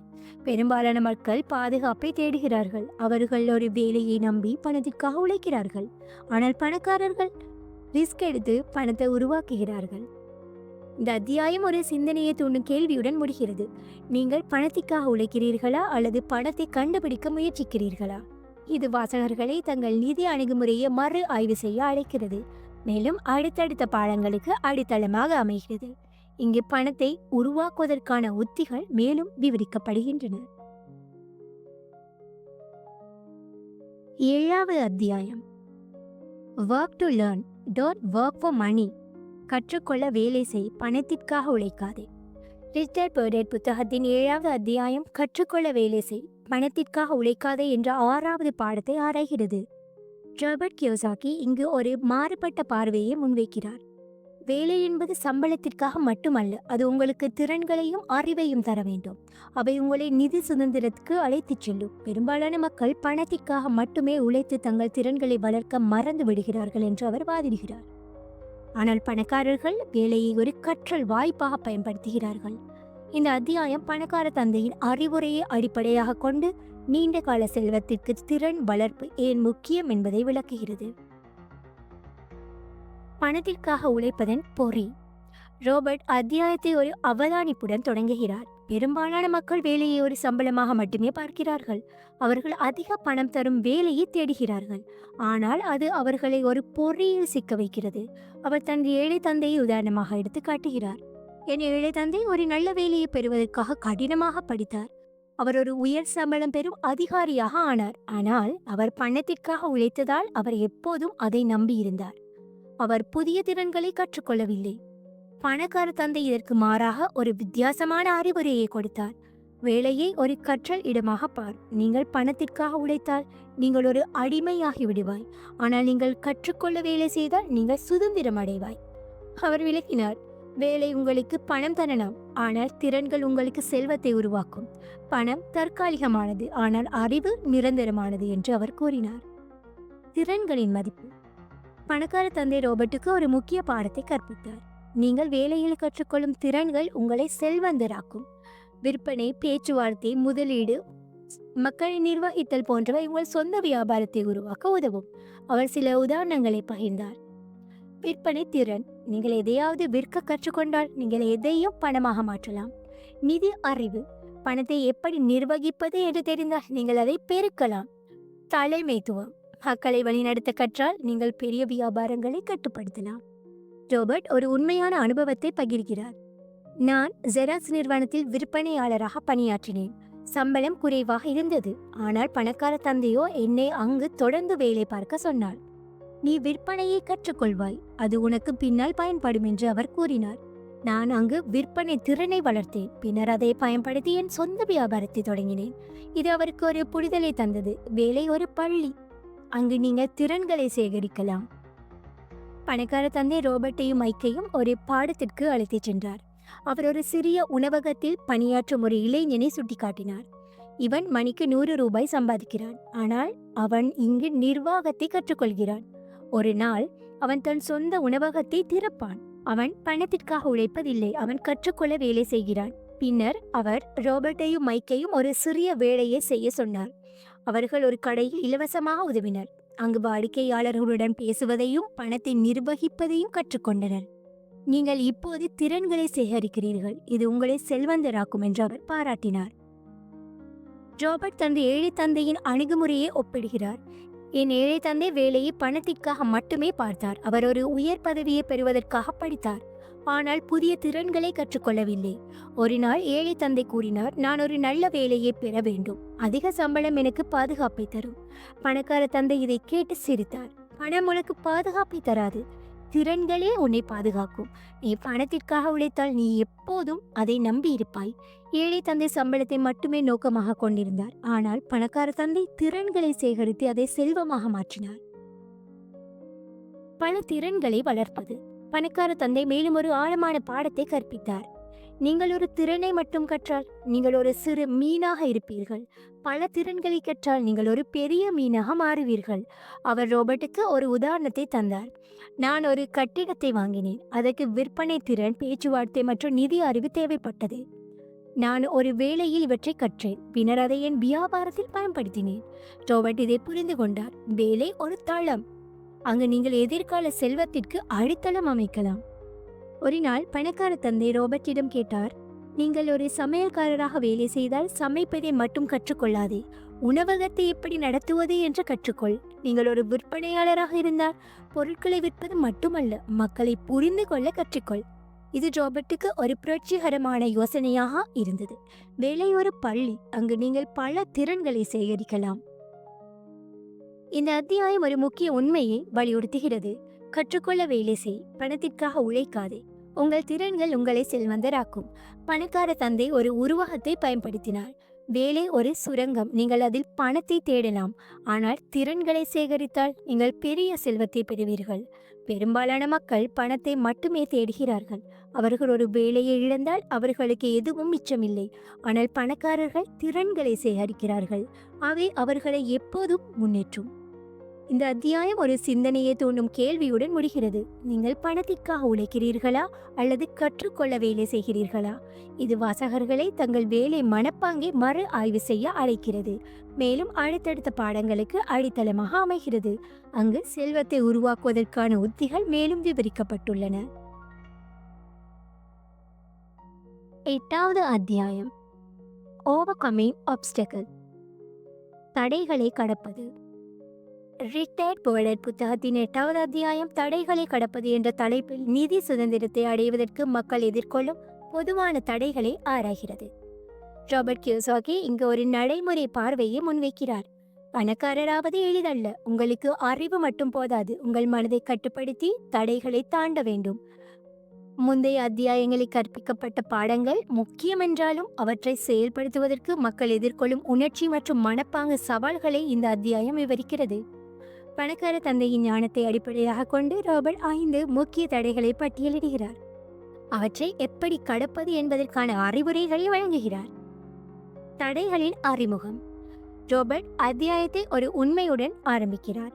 பணக்கார தந்தையின் பாடங்கள் எனக்கு செல்வத்திற்கு வழிகாட்டின, ஆனால் அந்த பாதையில் நான் பல தடைகளை சந்தித்தேன் என்று அவர் கூறுகிறார். நிதி அறிவு மட்டும் போதாது, பெரும்பாலான மக்கள் தங்கள் சொந்த மனப்பாங்கு மற்றும் பழக்கங்களால் தடுக்கப்படுகிறார்கள். நீங்கள் பணக்காரராக வேண்டுமென்றால் முதலில் உங்கள் உள்ளத்தை வெல்ல வேண்டும். இந்த அத்தியாயம் 5 பெரிய தடைகளை விளக்குகிறது. பயம், சோம்பேறித்தனம், பழக்கங்கள், பெருமை மற்றும் எதிர்மறை மனப்பாங்கு. அவற்றை எப்படி கடப்பது என்பதற்கு நடைமுறை தீர்வுகளை தருகிறது. முதலாவது பயம். முதல் தடையாக பயம் உள்ளது, குறிப்பாக பணத்தை இழக்கும் பயம். ராபர்ட் கூறுகிறார், எல்லோரும் பணத்தை இழக்க பயப்படுகிறார்கள், ஆனால் பணக்காரர்கள் இந்த பயத்தை கட்டுப்படுத்த கற்றுக்கொள்கிறார்கள். பணக்கார தந்தை விளக்கினார், பணத்தை இழப்பது ஒரு பிரச்சனை அல்ல, அதை மீண்டும் சம்பாதிக்கலாம். ஆனால் பயம் உங்களை முயற்சி செய்யாமல் தடுத்தால் நீங்கள் ஒருபோதும் முன்னேற மாட்டீர்கள். ஒரு உதாரணத்தை அவர் தந்தார். நான் ஒரு சொத்தை வாங்கினேன், அது தோல்வியடைந்தால் நான் பணத்தை இழப்பேன், ஆனால் நான் அதை ஒரு பாடமாக எடுத்துக்கொள்கிறேன், மீண்டும் முயற்சிக்கிறேன். ராபர்ட் தனது அனுபவத்தை பகிர்கிறார். நான் முதலீடு செய்ய பயந்தேன், ஆனால் பணக்கார தந்தை என்னை ஒரு சிறிய முதலீட்டை தொடங்க சொன்னார். நான் சிறிது இழந்தேன், ஆனால் அது என் பயத்தை உடைத்தது. தீர்வு, சிறிய ஆபத்துகளை எடுங்கள், பயத்தை விடுங்கள், அது உங்களை வலிமையாக்கும். 2. சோம்பேறித்தனம். இரண்டாவது தடை சோம்பேறித்தனம். ஆனால் இது உடல் சோம்பேறித்தனம் அல்ல, மாறாக எதிர்மறை சிந்தனையால் வரும் மன சோம்பேறித்தனம். பணக்கார தந்தை கூறினார், மக்கள் இது வேலை செய்யாது, இது ஆபத்தானது என்று சொல்லி தங்களை தடுத்துக் கொள்கிறார்கள். இது ஒரு வகையான சோம்பேறித்தனம். ராபர்ட் ஒரு உதாரணத்தை தருகிறார். நான் ஒரு நண்பரிடம் ஒரு சொத்து முதலீட்டை பற்றி பேசினேன். அவர் அது தோல்வியடையும், பணம் வீணாகும் என்று சொன்னார். அவர் முயற்சி செய்யாமல் சோம்பேறியாக இருந்தார். பணக்கார தந்தை அறிவுறுத்தினார், எதிர்மறை எண்ணங்களை அடையாளம் கண்டு அவற்றை மாற்றுங்கள். இது வேலை செய்யாது என்று சொல்வதற்கு பதிலாக இதை எப்படி வேலை செய்ய வைப்பது என்று கேளுங்கள். ராபர்ட் இதை பயன்படுத்தினார். நான் ஒரு சொத்தை வாங்கும் போது சந்தேகங்கள் வந்தன, ஆனால் நான் தீர்வுகளை தேடினேன், அது வெற்றி அடைந்தது. தீர்வு உங்கள் மனதை சுறுசுறுப்பாக வைத்திருக்கும். சோம்பேறித்தனத்தை தவிருங்கள். 3. பழக்கங்கள். மூன்றாவது தடை பழக்கங்கள், குறிப்பாக மோசமான நிதி பழக்கங்கள். ராபர்ட் கூறுகிறார், பெரும்பாலான மக்கள் தங்கள் சம்பளத்தை செலவழித்து பின்னர் சேமிக்க முயல்கிறார்கள். இது ஒரு தவறான பழக்கம். பணக்கார தந்தை விளக்கினார், நீங்கள் முதலில் உங்களுக்கு பணம் செலுத்த வேண்டும். உங்கள் சம்பளத்தில் ஒரு பகுதியை சேமித்து முதலீடு செய்யுங்கள், பின்னர் மீதியை செலவு செய்யுங்கள். ராபர்ட் தந்தை ஏழை தந்தையை உதாரணமாக தருகிறார். என் ஏழை தந்தை முதலில் பில்களை செலுத்தினார், பின்னர் சேமிக்க முயன்றார், ஆனால் எப்போதும் எதுவும் மிச்சமில்லை. பணக்கார தந்தை மாறாக, நான் முதலில் என் சொத்துக்களுக்கு பணம் செலுத்துகிறேன், பின்னர் என் செலவுகளை நிர்வகிக்கிறேன் என்று கூறினார். ராபர்ட் இதை பின்பற்றினார். நான் என் சம்பளத்தில் 20% முதலீட்டிற்கு எடுத்து வைக்கிறேன். அது என் பழக்கத்தை மாற்றி செல்வத்தை உருவாக்கியது. தீர்வு, நல்ல நிதி பழக்கங்களை உருவாக்குங்கள், முதலில் உங்களுக்கு செலுத்துங்கள். 4. பெருமை, arrogance. 4வது தடை பெருமை, அறியாமையும் ஆணவமும் இணைந்த ஒரு நிலை. பணக்கார தந்தை கூறினார், பலர் தாங்கள் எல்லாம் அறிந்தவர்கள் என நினைக்கிறார்கள், ஆனால் அவர்கள் பணத்தை பற்றி உண்மையில் தெரியாது. ராபர்ட் ஒரு உதாரணத்தை தருகிறார். ஒரு நண்பர் எனக்கு முதலீடு பற்றி எல்லாம் தெரியும் என்று சொன்னார், ஆனால் அவர் தவறான முடிவுகளை எடுத்து பணத்தை இழந்தார். பணக்கார தந்தை அறிவுறுத்தினார், நீங்கள் தெரியாதவற்றை ஒப்புக்கொள்ளுங்கள், பின்னர் அதை கற்றுக்கொள்ளுங்கள். ராபர்ட் இதை பயன்படுத்தினார். நான் ரியல் எஸ்டேட் பற்றி தெரியாத போது நிபுணர்களிடம் ஆலோசனை கேட்டேன், அது என்னை தோல்வியிலிருந்து காப்பாற்றியது. தீர்வு, பெருமையை விடுங்கள், கற்றுக்கொள்ள திறந்த மனதுடன் இருங்கள். 5. எதிர்மறை மனப்பாங்கு, பேட் attitude. 5வது தடை எதிர்மறை மனப்பாங்கு, குறிப்பாக புலம்புவதும் தோல்வியை ஏற்க மறுப்பதும் என்று ராபர்ட் கூறுகிறார். என் ஏழை தந்தை எப்போதும் புலம்பினார், பணம் போதவில்லை, அரசாங்கம் எல்லாவற்றையும் எடுத்துக் கொள்கிறது, அது அவரை முன்னேற விடவில்லை. பணக்கார தந்தை மாறாக, புலம்புவதை நிறுத்து, ஒரு தீர்வை தேடி என்று கூறினார். ஒரு நாள் பணக்கார தந்தை ராபர்ட்டிடம் கேட்டார், நீங்கள் ஒரு முதலீட்டில் தோல்வியடைந்தால் என்ன செய்வீர்கள்? ராபர்ட் பதிலளித்தார், நான் வருத்தப்படுவேன். பணக்கார தந்தை சிரித்தார், வருத்தப்படாதே, அதை ஒரு பாடமாக எடுத்து மீண்டும் முயற்சி செய். ராபர்ட் இதை பின்பற்றினார். நான் ஒரு சிறிய தோல்வியை சந்தித்த போது அதை ஆராய்ந்து மீண்டும் முயன்றேன், அது வெற்றியை தந்தது. தீர்வு, நேர்மறை மனப்பாங்கை வளர்த்து கொள்ளுங்கள், தோல்வியை ஒரு ஆசிரியராக பாருங்கள். குட் ஐடியானா? பணக்கார தந்தை ராபர்ட்டையும் மைக்கையும் ஒரு சவாலுக்கு அழைத்தார். ஒரு சிறிய முதலீட்டை தொடங்குங்கள், தடைகளை எதிர்கொள்ளுங்கள், ஆனால் அவற்றை கடந்து செல்லுங்கள். அவர்கள் ஒரு சிறிய சொத்தை வாங்கினர். பயமாக இருந்தது, இழந்து விடுவோம் என்று. சோம்பேறித்தனம், இது ஒர்க் அவுட் ஆகாது என்று நினைப்பது, மற்றும் பழக்கங்கள், செலவழிக்கும் ஆசை எழுந்தன. ஆனால் அவர்கள் பணக்கார தந்தையின் அறிவுரையை பயன்படுத்தி ஆபத்தை எடுத்து தீர்வுகளை தேடி வெற்றி பெற்றனர். நாங்கள் தடைகளை கடந்தோம், அது எங்களை வலிமையாக்கியது என்று ராபர்ட் கூறினார். இந்த அத்தியாயம் ஒரு முக்கிய உண்மையை வலியுறுத்துகிறது. நிதி சுதந்திரம் என்பது தடைகளை கடப்பது, உங்கள் மனதை கட்டுப்படுத்தி உங்கள் பழக்கங்களை மாற்றினால் நீங்கள் வெற்றி பெறலாம். பணக்கார தந்தை ஒரு உருவகத்தை பயன்படுத்தினார். செல்வம் ஒரு மலை போன்றது. தடைகள் அதன் பாதையில் உள்ள பாறைகள். அவற்றை அகற்றினால் நீங்கள் உச்சியை அடைவீர்கள். பெரும்பாலான மக்கள் தடைகளால் நிறுத்தப்படுகிறார்கள், ஆனால் பணக்காரர்கள் அவற்றை கடந்து செல்கிறார்கள். இந்த அத்தியாயம் ஒரு சிந்தனையை தோன்றும் கேள்வியுடன் முடிகிறது. உங்கள் தடைகள் உங்களை நிறுத்துகின்றனவா, அல்லது நீங்கள் அவற்றை கடந்து செல்கிறீர்களா? இது வாசகர்களை தங்கள் மனப்பாங்கை மறு ஆய்வு செய்ய அழைக்கிறது, மேலும் அடுத்தடுத்த அத்தியாயங்களுக்கு அடித்தளமாக அமைகிறது. இங்கு நடைமுறைப்படிகள் விவரிக்கப்படுகின்றது. 9வது அத்தியாயம், கெட்டிங் ஸ்டார்டட். தொடங்குங்கள். ரிச் டாட் புவர் டாட் புத்தகத்தின் 9வது அத்தியாயம், தொடங்குங்கள் என்ற தலைப்பில் நிதி சுதந்திரத்தை நோக்கிய பயணத்தை எப்படி ஆரம்பிப்பது என்பதற்கான நடைமுறை வழிகளை வழங்குகிறது. ராபர்ட் கியோசாகி இங்கு ஒரு ஊக்கமளிக்கும் செய்தியை முன்வைக்கிறார். நிதி சுதந்திரம் ஒரு கனவல்ல, அதை அடைவதற்கு நீங்கள் இப்போதே செயல்பட வேண்டும். முந்தைய அத்தியாயங்கள் பாடங்கள் மற்றும் தடைகளை பற்றி பேசினாலும் இந்த அத்தியாயம் எப்படி ஆரம்பிப்பது என்ற கேள்விக்கு பதிலளிக்கிறது. பணக்கார தந்தையின் அறிவுரையை அடிப்படையாக கொண்டு ராபர்ட் 10 நடைமுறை படிகளை பகிர்கிறார். அவை வாசகர்களை ஒரு செயலுக்கு தூண்டுகின்றன. செயல்படுத்துவதற்கு ஒரு அழைப்பு. ராபர்ட் இந்த அத்தியாயத்தை ஒரு உண்மையுடன் ஆரம்பிக்கிறார். பணக்கார தந்தையின் பாடங்கள் எனக்கு ஒரு பாதையை காட்டின, ஆனால் நான் அதில் நடக்காவிட்டால் அது பயனற்றது. அவர் கூறுகிறார், பலர் செல்வத்தை பற்றி கனவு காண்கிறார்கள், ஆனால் செயல்பட தயங்குகிறார்கள். அறிவு ஒரு ஆயுதம், ஆனால் அதை பயன்படுத்தாவிட்டால் அது வீணாகிறது. இந்த அத்தியாயம் 10 படிகளை விவரிக்கிறது. அவை உங்களை நிதி சுதந்திரத்திற்கு நகர்த்தும். Financial freedom. ஒவ்வொரு படியும் ஒரு கதை அல்லது உதாரணத்துடன் விளக்கப்படுகிறது. முதலாவது, ஒரு வலுவான நோக்கத்தை கண்டறியவும். Find a reason. முதல் படி ஒரு வலுவான நோக்கத்தை கண்டறிவது. பணக்கார தந்தை கூறினார், நீங்கள் ஏன் பணக்காரராக வேண்டும் என்று தெளிவாக தெரிந்தால் எந்த தடையையும் கடப்பீர்கள். ராபர்ட் தனது நோக்கத்தை பகிர்கிறார். நான் நிதி சுதந்திரத்தை விரும்பினேன். வேலைக்கு அடிமையாகாமல் என் குடும்பத்திற்கு நல்ல வாழ்க்கையை தர வேண்டும் என்று நினைத்தேன். உதாரணமாக, எனக்கு ஒரு நண்பர் இருந்தார். அவர் தன் குழந்தைகளுக்கு சிறந்த கல்வியை தர வேண்டும் என்ற நோக்கத்துடன் முதலீடு செய்தார். அது அவரை முன்னோக்கி தள்ளியது. செயல், உங்கள் ஏனை எழுதுங்கள், அது உங்களை ஊக்குவிக்கும். ஏன் என்று எழுதுங்கள். இரண்டாவது, ஒவ்வொரு நாளும் கற்றுக்கொள்ளுங்கள். Educate your self daily. இரண்டாவது படி, நிதி அறிவை தினமும் வளர்ப்பது. பள்ளி முடிந்துவிட்டது என்று நினைக்காதீர்கள். நிதி புத்திசாலித்தனம் ஒரு வாழ்நாள் பயணம் என்று பணக்கார தந்தை கூறினார். ராபர்ட் தனது பழக்கத்தை பயிர்கிறார். நான் ஒவ்வொரு நாளும் புத்தகங்களை படித்தேன். ரியல் எஸ்டேட், பங்குகள், வணிகம் பற்றி கற்றேன். உதாரணம், நான் ஒரு செமினாருக்கு சென்றேன். அங்கு ஒரு சொத்து முதலீட்டு உத்தியை கற்று அதை பயன்படுத்தி என் முதல் வீட்டை வாங்கினேன். செயல், ஒரு நாளைக்கு 30 நிமிடங்கள் நிதி புத்தகம் படியுங்கள். ஆமாம், புத்தகம் படிக்கலாம், இல்லையென்றால் வாய்ஸ் பை ஜிப்ரியாவில் புத்தகங்களை கேட்கலாம். மூன்றாவது, சரியான நண்பர்களை தேர்ந்தெடுங்கள். Choose your friends wisely. மூன்றாவது படி, உங்களை சுற்றியுள்ளவர்களை கவனிப்பது. நீங்கள் யாருடன் பழகுகிறீர்களோ அவர்களைப் போலவே ஆவீர்கள் என்று பணக்கார தந்தை அறிவுறுத்தினார். ராபர்ட் கூறுகிறார், நான் பணம் பற்றி பேசும் நண்பர்களை தேடினேன். அவர்கள் என்னை ஊக்குவித்தார்கள். உதாரணம், ஒரு நண்பர் என்னை ஒரு முதலீட்டு குழுவிற்கு அழைத்தார். அங்கு நான் புதிய யோசனைகளை பெற்றேன். செயல், பணம் மற்றும் வெற்றியை பற்றி பேசும் மக்களுடன் நேரம் செலவிடுங்கள். நான்காவது, ஒரு துறையை தேர்ந்தெடுத்து மாஸ்டர் ஆகுங்கள். Master a formula. நான்காவது படி, ஒரு துறையை ஆழமாக கற்பது. ஒரு வழியை கற்று அதை சிறப்பாக செய்யுங்கள், பின்னர் மற்றொரு துறைக்கு செல்லுங்கள் என்று பணக்கார தந்தை கூறினார். ராபர்ட் தனது அனுபவத்தை பகிர்கிறார். நான் ரியல் எஸ்டேட்டை மாஸ்டர் செய்தேன். மலிவான வீடுகளை வாங்கி விற்பதை கற்றேன்.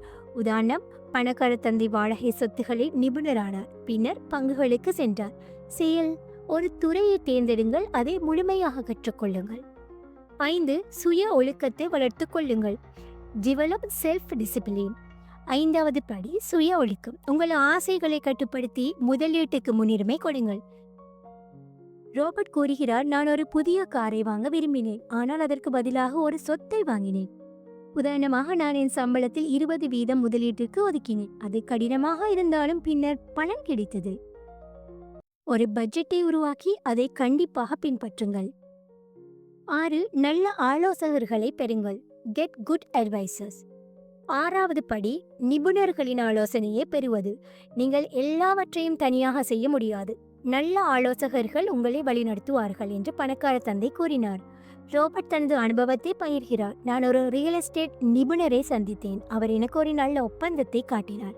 தனமாக பணக்கார தந்தை ஒரு கணக்காளரை பயன்படுத்தி வரிகளை சேமித்தார். ஒரு நிதி ஆலோசகரை அல்லது வழிகாட்டியை தேடுங்கள். 7வது முதலில் உங்களுக்கு பணம் செலுத்துங்கள். பே யுவர் செல்ஃப் ஃபர்ஸ்ட். 7வது படி உங்கள் சேமிப்பிற்கு முன்னுரிமை கொடுப்பது. உங்கள் சம்பளத்தில் ஒரு பகுதியை முதலீட்டுக்கு எடுத்து வைத்து பின்னர் செலவுகளை நிர்வகியுங்கள் என்று பணக்கார தந்தை அறிவுறுத்தினார். ரோபர்ட் கூறுகிறார், நான் முதலில் என் சொத்துகளுக்கு பணம் செலுத்தினேன், பின்னர் மீதியை செலவழித்தேன். உதாரணம், ஒரு மாதம் பில்களுக்கு பணம் இல்லை, ஆனால் நான் முதலீட்டை நிறுத்தவில்லை, செலவுகளை குறைத்தேன். ஒவ்வொரு மாதமும் 10 முதல் 20% சேமியுங்கள், அதை முதலீடு செய்யுங்கள். 8வது சிறிய ஆபத்துகளை எடுங்கள். Take small risks. 8வது படி சிறிய ஆபத்துகளுடன் ஆரம்பிப்பது. பெரிய முதலீடுகளுக்கு முன் சிறியவற்றில் பயிற்சி செய்யுங்கள் என்று பணக்கார தந்தை கூறினார். ராபர்ட் தனது முதல் முயற்சியை பகிர்கிறார். நான் ஒரு சிறிய சொத்தை 2 லட்சத்தில் வாங்கினேன். அது எனக்கு பாடங்களை தந்தது. உதாரணமாக, பணக்கார தந்தை ஒரு சிறிய கடையை வாங்கி அதை வளர்த்தார். ஒரு சிறிய முதலீட்டை தொடங்குங்கள், அது உங்கள் தைரியத்தை வளர்க்கும். 9வது செயல்பட ஆரம்பியுங்கள். Take action now. 9வது படி உடனடியாக செயல்படுவது. நாளை என்று தள்ளி போடாதீர்கள், இன்று ஒரு படியை எடுத்து வையுங்கள். ரோபர்ட் கூறுகிறார், நான் ஒரு சொத்தை வாங்க முடிவு செய்த போது உடனே ஒரு ஒப்பந்தத்தை தேடினேன், காத்திருக்கவில்லை. உதாரணமாக, ஒரு நாள் ஒரு நல்ல ஒப்பந்தம் கிடைத்தது, நான் உடனே செயல்பட்டு அதை பெற்றேன். இன்று ஒரு சிறிய முடிவை எடுங்கள், ஒரு புத்தகத்தை வாங்குங்கள் அல்லது ஒரு செமினாருக்கு பதிவு செய்யுங்கள். 10வது உங்கள் பயணத்தை அனுபவியுங்கள். Enjoy your journey. 10வது படி பயணத்தை ரசிப்பது. நிதி சுதந்திரம் ஒரு இலக்கு, ஆனால் அதை அடையும் பயணம் மகிழ்ச்சியாக இருக்க வேண்டும் என்று பணக்கார தந்தை கூறினார். ராபர்ட் தனது அனுபவத்தை பகிர்கிறார். நான் முதலீடு செய்யும் போது ஒவ்வொரு வெற்றியையும் கொண்டாடினேன், அது என்னை முன்னோக்கி தள்ளியது. உதாரணமாக, பணக்கார தந்தை ஒரு சொத்தை வாங்கிய போது அதை ஒரு விளையாட்டாக பார்த்தார், அவர் மகிழ்ச்சி அடைந்தார். உங்கள் சிறிய வெற்றிகளை கொண்டாடுங்கள், அது உங்களை ஊக்குவிக்கும். பணக்கார தந்தை ரோபர்ட்டையும் மைக்கையும் ஒரு சிறிய பயணத்தை தொடங்க சொன்னார். ஒரு சிறிய சொத்தை வாங்கி இந்த படிகளை பயன்படுத்துங்கள். அவர்கள் ஒரு வலுவான நோக்கத்துடன் தொடங்கி கற்று நண்பர்களை தேர்ந்தெடுத்து ஒரு சிறிய ஆபத்தை எடுத்து செயல்பட்டனர். நாங்கள் ஒரு சிறிய வீட்டை வாங்கினோம், அது எங்களுக்கு முதல் வெற்றியை தந்தது என்று ராபர்ட் கூறினார். ஒவ்வொரு படியும் எங்களை முன்னேற்றியது. இந்த அத்தியாயம் ஒரு முக்கிய உண்மையை வலியுறுத்துகிறது. நிதி சுதந்திரம் தொடங்குவது உங்கள் கைகளில் உள்ளது. இப்போதே செயல்படுங்கள், படிப்படியாக முன்னேறுங்கள். பணக்கார தந்தை ஒரு உருவகத்தை பயன்படுத்தினார். செல்வம் ஒரு பயணம். நீங்கள் ஒரு படியை எடுத்து வைத்தால் பாதை தெளிவாகும். பெரும்பாலான மக்கள் காத்திருக்கிறார்கள், ஆனால் பணக்காரர்கள் செயல்படுகிறார்கள். இந்த அத்தியாயம் ஒரு சிந்தனையை தூண்டும் கேள்வியுடன் முடிகிறது. நீங்கள் எப்போது தொடங்கப் போகிறீர்கள்? இன்றா அல்லது நாளையா? இது வாசகர்களை உடனடியாக செயல்பட தோன்றுகிறது, மேலும் அடுத்த அத்தியாயத்துக்கு அடித்தளமாக அமைகிறது. 10வது அத்தியாயம். Still one more, here are some to two's.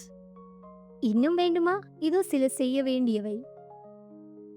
இந்த புத்தகத்தின் 10வது அத்தியாயம் இன்னும் வேண்டுமா, இதோ சில செய்ய வேண்டியவை என்ற தலைப்பில் நிதி சுதந்திரத்தை நோக்கி மேலும் முன்னேற விரும்புவோருக்கு கூடுதல் நடைமுறை ஆலோசனைகளை வழங்குகிறது. ரோபர்ட் கியோசாகி இங்கு ஒரு ஊக்கமளிக்கும் செய்தியை முன்வைக்கிறார். நீங்கள் முந்தைய பாடங்களை புரிந்து தொடங்கிவிட்டீர்கள், ஆனால் இன்னும் வேகமாக செல்ல விரும்பினால் இந்த படிகளை பின்பற்றுங்கள். இந்த அத்தியாயம் முந்தைய பாடங்களை செயல்படுத்தியவர்களுக்கு மேலும் உதவுவதற்காக வடிவமைக்கப்பட்டுள்ளது. பணக்கார தந்தையின் அறிவுரையை அடிப்படையாக கொண்டு ரோபர்ட் ஒரு தொடர் செயல்பாடுகளை பகிர்கிறார். அவை உங்கள் நிதி பயணத்தை துரிதப்படுத்தும். மேலும் முன்னேற ஒரு அழைப்பு. ரோபர்ட் அத்தியாயத்தை ஒரு கேள்வியுடன் ஆரம்பிக்கிறார். நீங்கள் இப்போது செயல்பட தொடங்கிவிட்டீர்களா? இன்னும் வேகமாக செல்ல விரும்புகிறீர்களா? அவர் கூறுகிறார், முந்தைய அத்தியாயங்கள் ஒரு அடித்தளத்தை அமைத்தன, ஆனால் சிலர் அதை மேலும் விரிவாக்க விரும்புகிறார்கள். நிதி சுதந்திரம் ஒரு மரத்தான், ஆனால் நீங்கள் வேகமாக ஓடலாம் என்று பணக்கார தந்தை அறிவுறுத்தினார். இந்த அத்தியாயம் குறிப்பிட்ட, அதாவது செய்ய வேண்டியவை டு டூஸ் பட்டியலை வழங்குகிறது. ஒவ்வொன்றும் ஒரு உதாரணத்துடன் விளக்கப்படுகிறது. முதலாவது, சிந்தனையை நிறுத்தி செயல்பட தொடங்குங்கள். Stop thinking, start doing. முதல் செயல் அதிகம் சிந்திப்பதை நிறுத்தி செயல்படுவது, பகுப்பாய்வு செய்வது நல்லது. ஆனால் அதிகமாக சிந்தித்தால் நீங்கள் தொடங்க மாட்டீர்கள் என்று பணக்கார தந்தை கூறினார்.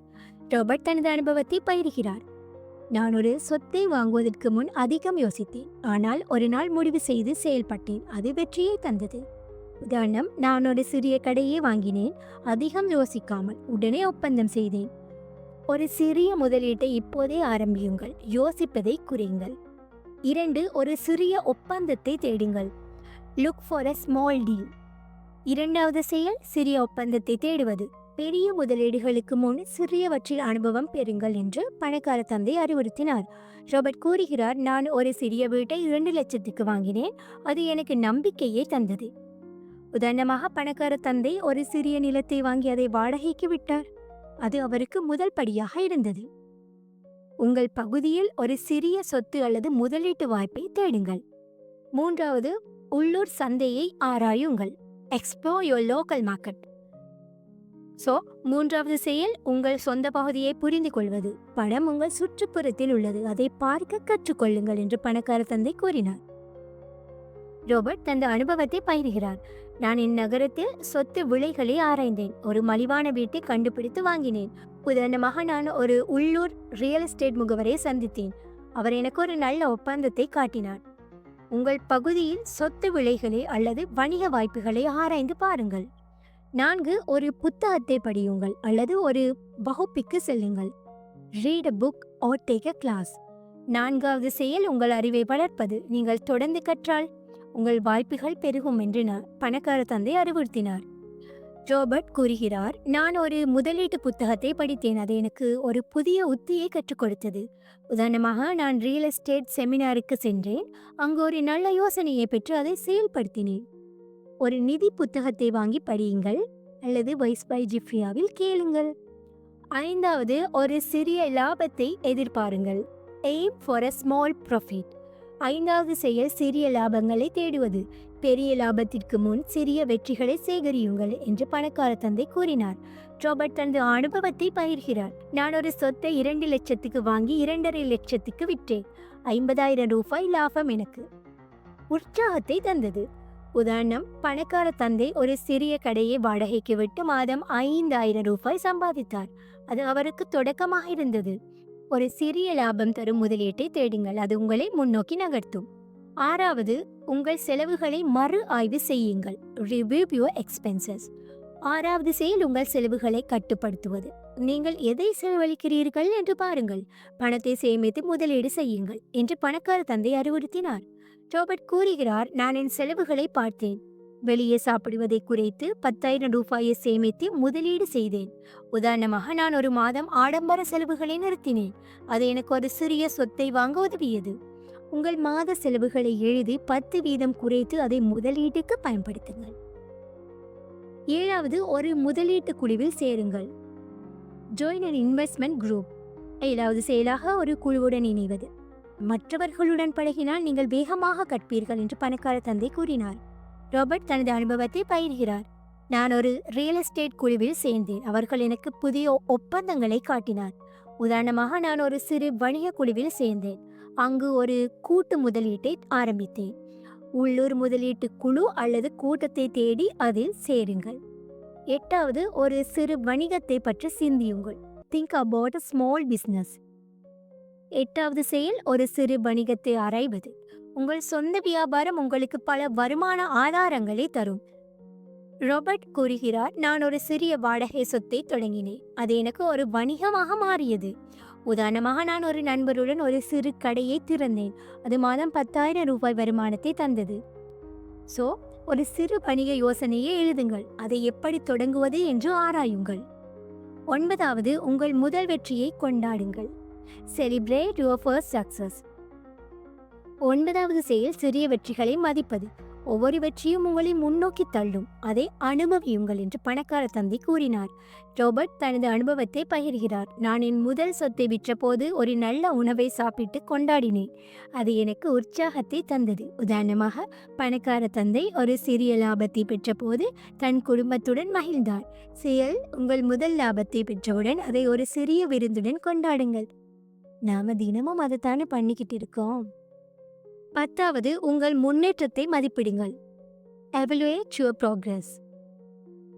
10வது செயலாக உங்கள் பயணத்தை மறு ஆய்வு செய்வது. நீங்கள் எவ்வளவு தூரம் வந்திருக்கிறீர்கள் என்று பாருங்கள், பின்னர் அடுத்த இலக்கை அமையுங்கள் என்று பணக்கார தந்தை அறிவுறுத்தினார். ராபர்ட் கூறுகிறார், நான் 1 வருடம் கழித்து என் சொத்துக்களை பார்த்தேன். அவை 5 லட்சமாக வளர்ந்திருந்தன. உதாரணமாக, நான் என் முதலீடுகளை மதிப்பிட்டு அடுத்த சொத்தை வாங்க முடிவு செய்தேன். 1 மாதத்திற்கு பிறகு உங்கள் முன்னேற்றத்தை எழுதுங்கள், புதிய இலக்கை அமையுங்கள். பணக்கார தந்தை ரோபர்ட்டையும் மைக்கையும் இந்த படிகளை பயன்படுத்த சொன்னார். ஒரு சிறிய திட்டத்தை தொடங்கி இவற்றை செய்யுங்கள். அவர்கள் ஒரு சிறிய சொத்தை வாங்கினர். சிந்தனையை நிறுத்தி உள்ளூர் சந்தையை ஆராய்ந்து ஒரு சிறிய லாபத்தை பெற்று அதை கொண்டாடினர். நாங்கள் ஒரு சிறிய வெற்றியை அடைந்தோம், அது எங்களை மேலும் செயல்பட தூண்டியது என்று ராபர்ட் கூறினார். இந்த அத்தியாயம் ஒரு முக்கிய உண்மையை வலியுறுத்துகிறது. நிதி சுதந்திரம் ஒரு தொடர்ச்சியான பயணம். இந்த செயல்களை செய்தால் நீங்கள் வேகமாக முன்னேறலாம். பணக்கார தந்தை ஒரு உருவகத்தை பயன்படுத்தினார். செல்வம் ஒரு படிக்கட்டு, ஒவ்வொரு படியும் உங்களை உயர்த்தும். பெரும்பாலான மக்கள் தயங்குகிறார்கள், ஆனால் பணக்காரர்கள் சிறிய படிகளை எடுத்து தொடர்ந்து முன்னேறுகிறார்கள். இந்த அத்தியாயம் ஒரு சிந்தனையை தூண்டும் கேள்வியுடன் முடிகிறது. நீங்கள் இப்போது எதை செய்ய போகிறீர்கள்? ஒரு சிறிய படியை எடுத்து முன்னேறுவீர்களா அல்லது இன்னும் காத்துக்கிட்டே இருப்பீங்களா? இது வாசகர்களை உடனடியாக செயல்பட தூண்டுகிறது, மேலும் புத்தகத்தின் முடிவுக்கு ஒரு நடைமுறை முடிவை தருகிறது. முடிவுரை. Epilogue. Bringing it all together. எல்லாவற்றையும் ஒருங்கிணைத்தல். ரிச்டட் புவர்ட் புத்தகத்தின் இறுதி பகுதி எல்லாவற்றையும் ஒருங்கிணைத்தல் என்று பொருள்படும். எபிலாக் ராபர்ட் கியோசாகியின் பயணத்தை முடிவு செய்யும் ஒரு சிந்தனையாகவும் வாசகர்களுக்கு ஒரு இறுதி ஊக்கமாகவும் அமைகிறது. இந்த பகுதி ஒரு தனி பாடமாக இல்லாமல் முந்தைய அத்தியாயங்களில் கற்பிக்கப்பட்டவற்றை ஒருங்கிணைத்து அவற்றை வாழ்க்கையில் பயன்படுத்துவதற்கு ஒரு அழைப்பை விடுக்கிறது. ராபர்ட் இங்கு தனது பணக்கார தந்தை மற்றும் ஏழை தந்தை ஆகியோரிடமிருந்து பெற்ற பாடங்களை பிரதிபலிக்கிறார், மேலும் வாசகர்களை தங்கள் சொந்த நிதி எதிர்காலத்தை கட்டுப்படுத்த ஊக்குவிக்கிறார். பயணத்தின் பிரதிபலிப்பு. ராபர்ட் இறுதி பகுதியை ஒரு தனிப்பட்ட பார்வையுடன் ஆரம்பிக்கிறார். நான் 2 தந்தைகளிடமிருந்து கற்றேன். ஒருவர் எனக்கு பாதுகாப்பை பற்றி கற்பித்தார், மற்றவர் சுதந்திரத்தை பற்றி கற்பித்தார். நான் சுதந்திரத்தை தேர்ந்தெடுத்தேன். அவர் தனது வாழ்க்கையை பகிர்கிறார். ஏழை தந்தையின் பாதையை பின்பற்றி ஒரு நல்ல வேலையை பெறுவதற்கு பதிலாக பணக்கார தந்தையின் அறிவுரைகளை பயன்படுத்தி சொத்துக்களை உருவாக்கி நிதி சுதந்திரத்தை அடைந்தார். இது எளிதான பயணம் அல்ல, ஆனால் அது மதிப்புக்குரியது என்று அவர் கூறுகிறார். பணக்கார தந்தை ஒரு முக்கிய உண்மையை வலியுறுத்தினார். நீங்கள் பணத்திற்காக உழைத்தால் நீங்கள் ஒரு அடிமையாக இருப்பீர்கள், ஆனால் நீங்கள் பணத்தை உங்களுக்கு உழைக்க வைத்தால் நீங்கள் சுதந்திரம் அடைவீர்கள். ராபர்ட் இதை தனது வாழ்க்கையில் சோதித்தார். அவர் வேலைகளை விட்டுவிட்டு சொத்துக்களை சேகரித்து தனது வருமானத்தை பெருக்கினார். நான் இப்போது என் நேரத்தை கட்டுப்படுத்துகிறேன், இது எனக்கு உண்மையான செல்வம் என்று அவர் பிரதிபலிக்கிறார். ராபர்ட் தனது வெற்றியை விளக்க ஒரு கதையை பகிர்கிறார். நான் ஒரு சிறிய வாடகை வீட்டுடன் தொடங்கினேன். அது மாதம் 5000 ரூபாய் வருமானத்தை தந்தது. நான் அதை மீண்டும் முதலீடு செய்து மேலும் சொத்துக்களை வாங்கினேன். 10 ஆண்டுகளில் என் சொத்துக்கள் எனக்கு மாதம் 1 லட்சம் ரூபாய் வருமானத்தை தருகின்றன. நான் இப்போது வேலை செய்ய வேண்டிய அவசியம் இல்லை. இது பணக்கார தந்தையின் பாடங்களை நிரூபிக்கிறது. சொத்துக்களை உருவாக்குவது, ஆபத்துகளை எடுப்பது மற்றும் திறன்களை வளர்ப்பது செல்வத்திற்கு வழிவகுக்கும். அவர் ஏழை தந்தையின் முடிவை ஒப்பிடுகிறார். என் ஏழை தந்தை ஒரு நல்ல வேலையை நம்பினார், ஆனால் அவர் வேலையை இழந்தபோது அவருக்கு எதுவுமே மிச்சமில்லை. அவர் பணத்திற்காக உழைத்தார், ஆனால் பணம் அவரை விடவில்லை. இது ஒரு முக்கிய புரிதலை தருகிறது. நீங்கள் உங்கள் நிதி எதிர்காலத்தை கட்டுப்படுத்தாவிட்டால் அது உங்களை கட்டுப்படுத்தும். வாசகர்களுக்கு ஒரு அழைப்பு. ராபர்ட் வாசகர்களை நேரடியாக அழைக்கிறார். நான் என் வாழ்க்கையை மாற்றினேன், நீங்களும் மாற்றலாம். இந்த புத்தகம் உங்களுக்கு ஒரு வரைபடத்தை தந்துள்ளது, ஆனால் நீங்கள் நடக்க வேண்டும். அவர் முந்தைய பாடங்களை சுருக்கமாக நினைவூட்டுகிறார். சொத்துக்களை வாங்குங்கள், பொறுப்புகளை அல்ல. உங்கள் சொந்த வியாபாரத்தை கவனியுங்கள். நிறுவனங்களை பயன்படுத்தி வரிகளை சேமியுங்கள். பயணத்தை கண்டுபிடிக்க கற்றுக்கொள்ளுங்கள். திறன்களை வளர்க்க வேலை செய்யுங்கள். தடைகளை கடந்து செயல்படத் தொடங்குங்கள். இவை வெறும் வார்த்தைகள் அல்ல, இவை என் வாழ்க்கையை மாற்றிய உண்மைகள் என்று அவர் வலியுறுத்துகிறார். பணக்கார தந்தை ஒரு உருவகத்தை பயன்படுத்தினார். நிதி சுதந்திரம் ஒரு கடல் பயணம். நீங்கள் படகை தயார் செய்து பயணத்தை தொடங்கினால் மட்டுமே கரையை அடைவீர்கள். ராபர்ட் இதை உறுதிப்படுத்துகிறார். செயல்படுவது மட்டுமே மாற்றத்தை தரும். ரோபர்ட் சில இறுதி நடைமுறை ஆலோசனைகளை தருகிறார். இன்று ஒரு சிறிய படியை எடுங்கள், ஒரு புத்தகத்தை படியுங்கள், ஒரு சிறிய சொத்தை தேடுங்கள், அல்லது உங்கள் செலவுகளை குறைத்து சேமியுங்கள். அவர் தனது தொடக்கத்தை நினைவு கூர்கிறார். நான் ஒரு சிறிய சேமிப்புடன் தொடங்கினேன். ஒரு சிறிய வீட்டை வாங்கினேன், அதை வாடகைக்கு விட்டேன். அது என் முதல் படியாக இருந்தது. அவர் வாசகர்களை ஊக்குவிக்கிறார். உங்களுக்கு பெரிய பணம் தேவையில்லை, ஒரு சிறிய தொடக்கம் போதும், ஆனால் இப்போதே தொடங்குங்கள். அவர் ஒரு உதாரணத்தை தருகிறார். ஒரு நண்பர் 10,000 ரூபாயுடன் தொடங்கினார். அவர் ஒரு சிறிய நிலத்தை வாங்கி பின்னர் அதை விற்று லாபம் பெற்றார். இப்போது அவர் பல சொத்துக்களை வைத்திருக்கிறார். இது ஒரு புரிதலை தருகிறது. சிறிய செயல்கள் பெரிய மாற்றங்களுக்கு வழிவகுக்கும். இறுதி சிந்தனையாக ரோபர்ட் தனது இறுதி எண்ணங்களை ஒரு சக்தி வாய்ந்த கேள்வியுடன் முடிக்கிறார். நீங்கள் எதற்காக காத்திருக்கிறீர்கள்? உங்கள் வாழ்க்கையை மாற்றுவது உங்கள் கைகளில் உள்ளது. இப்போதே செயல்படுங்கள், அல்லது என்றென்றும் வருத்தப்படுங்கள். அவர் பணக்கார தந்தையின் ஒரு இறுதி வார்த்தைகளை மேற்கோள் காட்டுகிறார். பணம் உங்களுக்காக காத்திருக்காது. நீங்கள் அதை துரத்தினால் மட்டுமே அது உங்களை வந்து சேரும். இது வாசகர்களுக்கு ஒரு உணர்ச்சிகரமான அழைப்பாக அமைகிறது. அவர்களின் நிதி எதிர்காலத்தை கட்டுப்படுத்துவதற்கு உடனடியாக செயல்பட வேண்டும். அத்தியாயம் ஒரு நம்பிக்கையான குறிப்புடன் முடிகிறது. நான் ஒரு சாதாரண மனிதனாக தொடங்கினேன், ஆனால் பணக்கார தந்தையின் பாடங்கள் என்னை மாற்றின. நீங்களும் மாறலாம். உங்களுக்கு தேவையான அனைத்தும் இந்த புத்தகத்தில் உள்ளது. இப்போதே பயன்படுத்துங்கள். இது புத்தகத்திற்கு ஒரு முழுமையான முடிவை தருகிறது. வாசகர்களை தங்கள் சொந்த பயணத்தை தொடங்க உற்சாகப்படுத்துகிறது. இந்த எபிலாக் ஒரு முக்கிய உண்மையை வலியுறுத்துகிறது. நிதி சுதந்திரம் ஒரு தேர்வு. அதை அடைய நீங்கள் செயல்பட வேண்டும், பாடங்களை பயன்படுத்த வேண்டும் மற்றும் உங்கள் வாழ்க்கையை மாற்ற வேண்டும். ரோபர்ட் ஒரு உருவகத்தை பயன்படுத்துகிறார். இந்த புத்தகம் ஒரு விதை. நீங்கள் அதை நட்டு பராமரித்தால் அது ஒரு பெரிய மரமாக வளரும். பெரும்பாலான மக்கள் கனவு காண்கிறார்கள், ஆனால் பணக்காரர்கள் செயல்படுகிறார்கள். அதுதான் வித்தியாசம். இந்த புத்தகம் எனக்கு ஒரு நிறைவான உணர்வை கொடுக்கிறது. உங்களுக்கும் அப்படித்தான் என்று நினைக்கிறேன். ஸோ ஃப்ரெண்ட்ஸ், இந்த பதிவு உங்களுக்கு பயனுள்ளதாக இருந்திருக்கும் என்று நம்புகிறேன். மீண்டும் ஒரு சிறந்த புத்தகத்துடன் விரைவில் உங்களை சந்திக்க வருகிறேன். இந்த வீடியோ பிடிச்சிருந்தா லைக் பண்ணுங்க, கமெண்ட் பண்ணுங்க அண்ட் மறக்காம சப்ஸ்கிரைப் பண்ணுங்க. தேங்க்ஸ் ஃபார் வாட்சிங். ஹாய் ஃப்ரெண்ட்ஸ், இப்போ உங்களுக்கு நம்ம சேனலோட பேட்ரன் கம்யூனிட்டிக்கு ஜாயின் பண்ண முடியும். உங்கள் சப்போர்ட் தான் என்னோட ஸ்ட்ரென்த். இந்த கம்யூனிட்டி மூலம் உங்களுக்கு என்னோட எல்லா வீடியோஸுக்கான ஆடியோஸ் மட்டும் கேட்க முடியும். அதோட மந்த்லி ஒன்ஸ் என் கூட 1-to-1 செஷன் புக் பண்ணலாம். என் சேமஸ் Q&A செஷனுக்கு நீங்கள் எல்லோரும் ஜாயின் பண்ணலாம். அதில் நீங்கள் புத்தகம் சம்பந்தமான உங்களோட கேள்விகளை தாராளமாக கேட்கலாம். அதோட உங்களுக்கு வேணுமான புத்தகத்தை ரிக்வெஸ்ட் பண்ணலாம். அது அடுத்தடுத்த வீடியோஸில் கொடுக்கப்படும். அண்ட் இன்னும் நிறைய பெனிஃபிட்ஸ் காத்திருக்கு. ஸோ ஃப்ரெண்ட்ஸ், இப்போவே லிங்கை கிளிக் பண்ணி ஜாயின் பண்ணலாம்.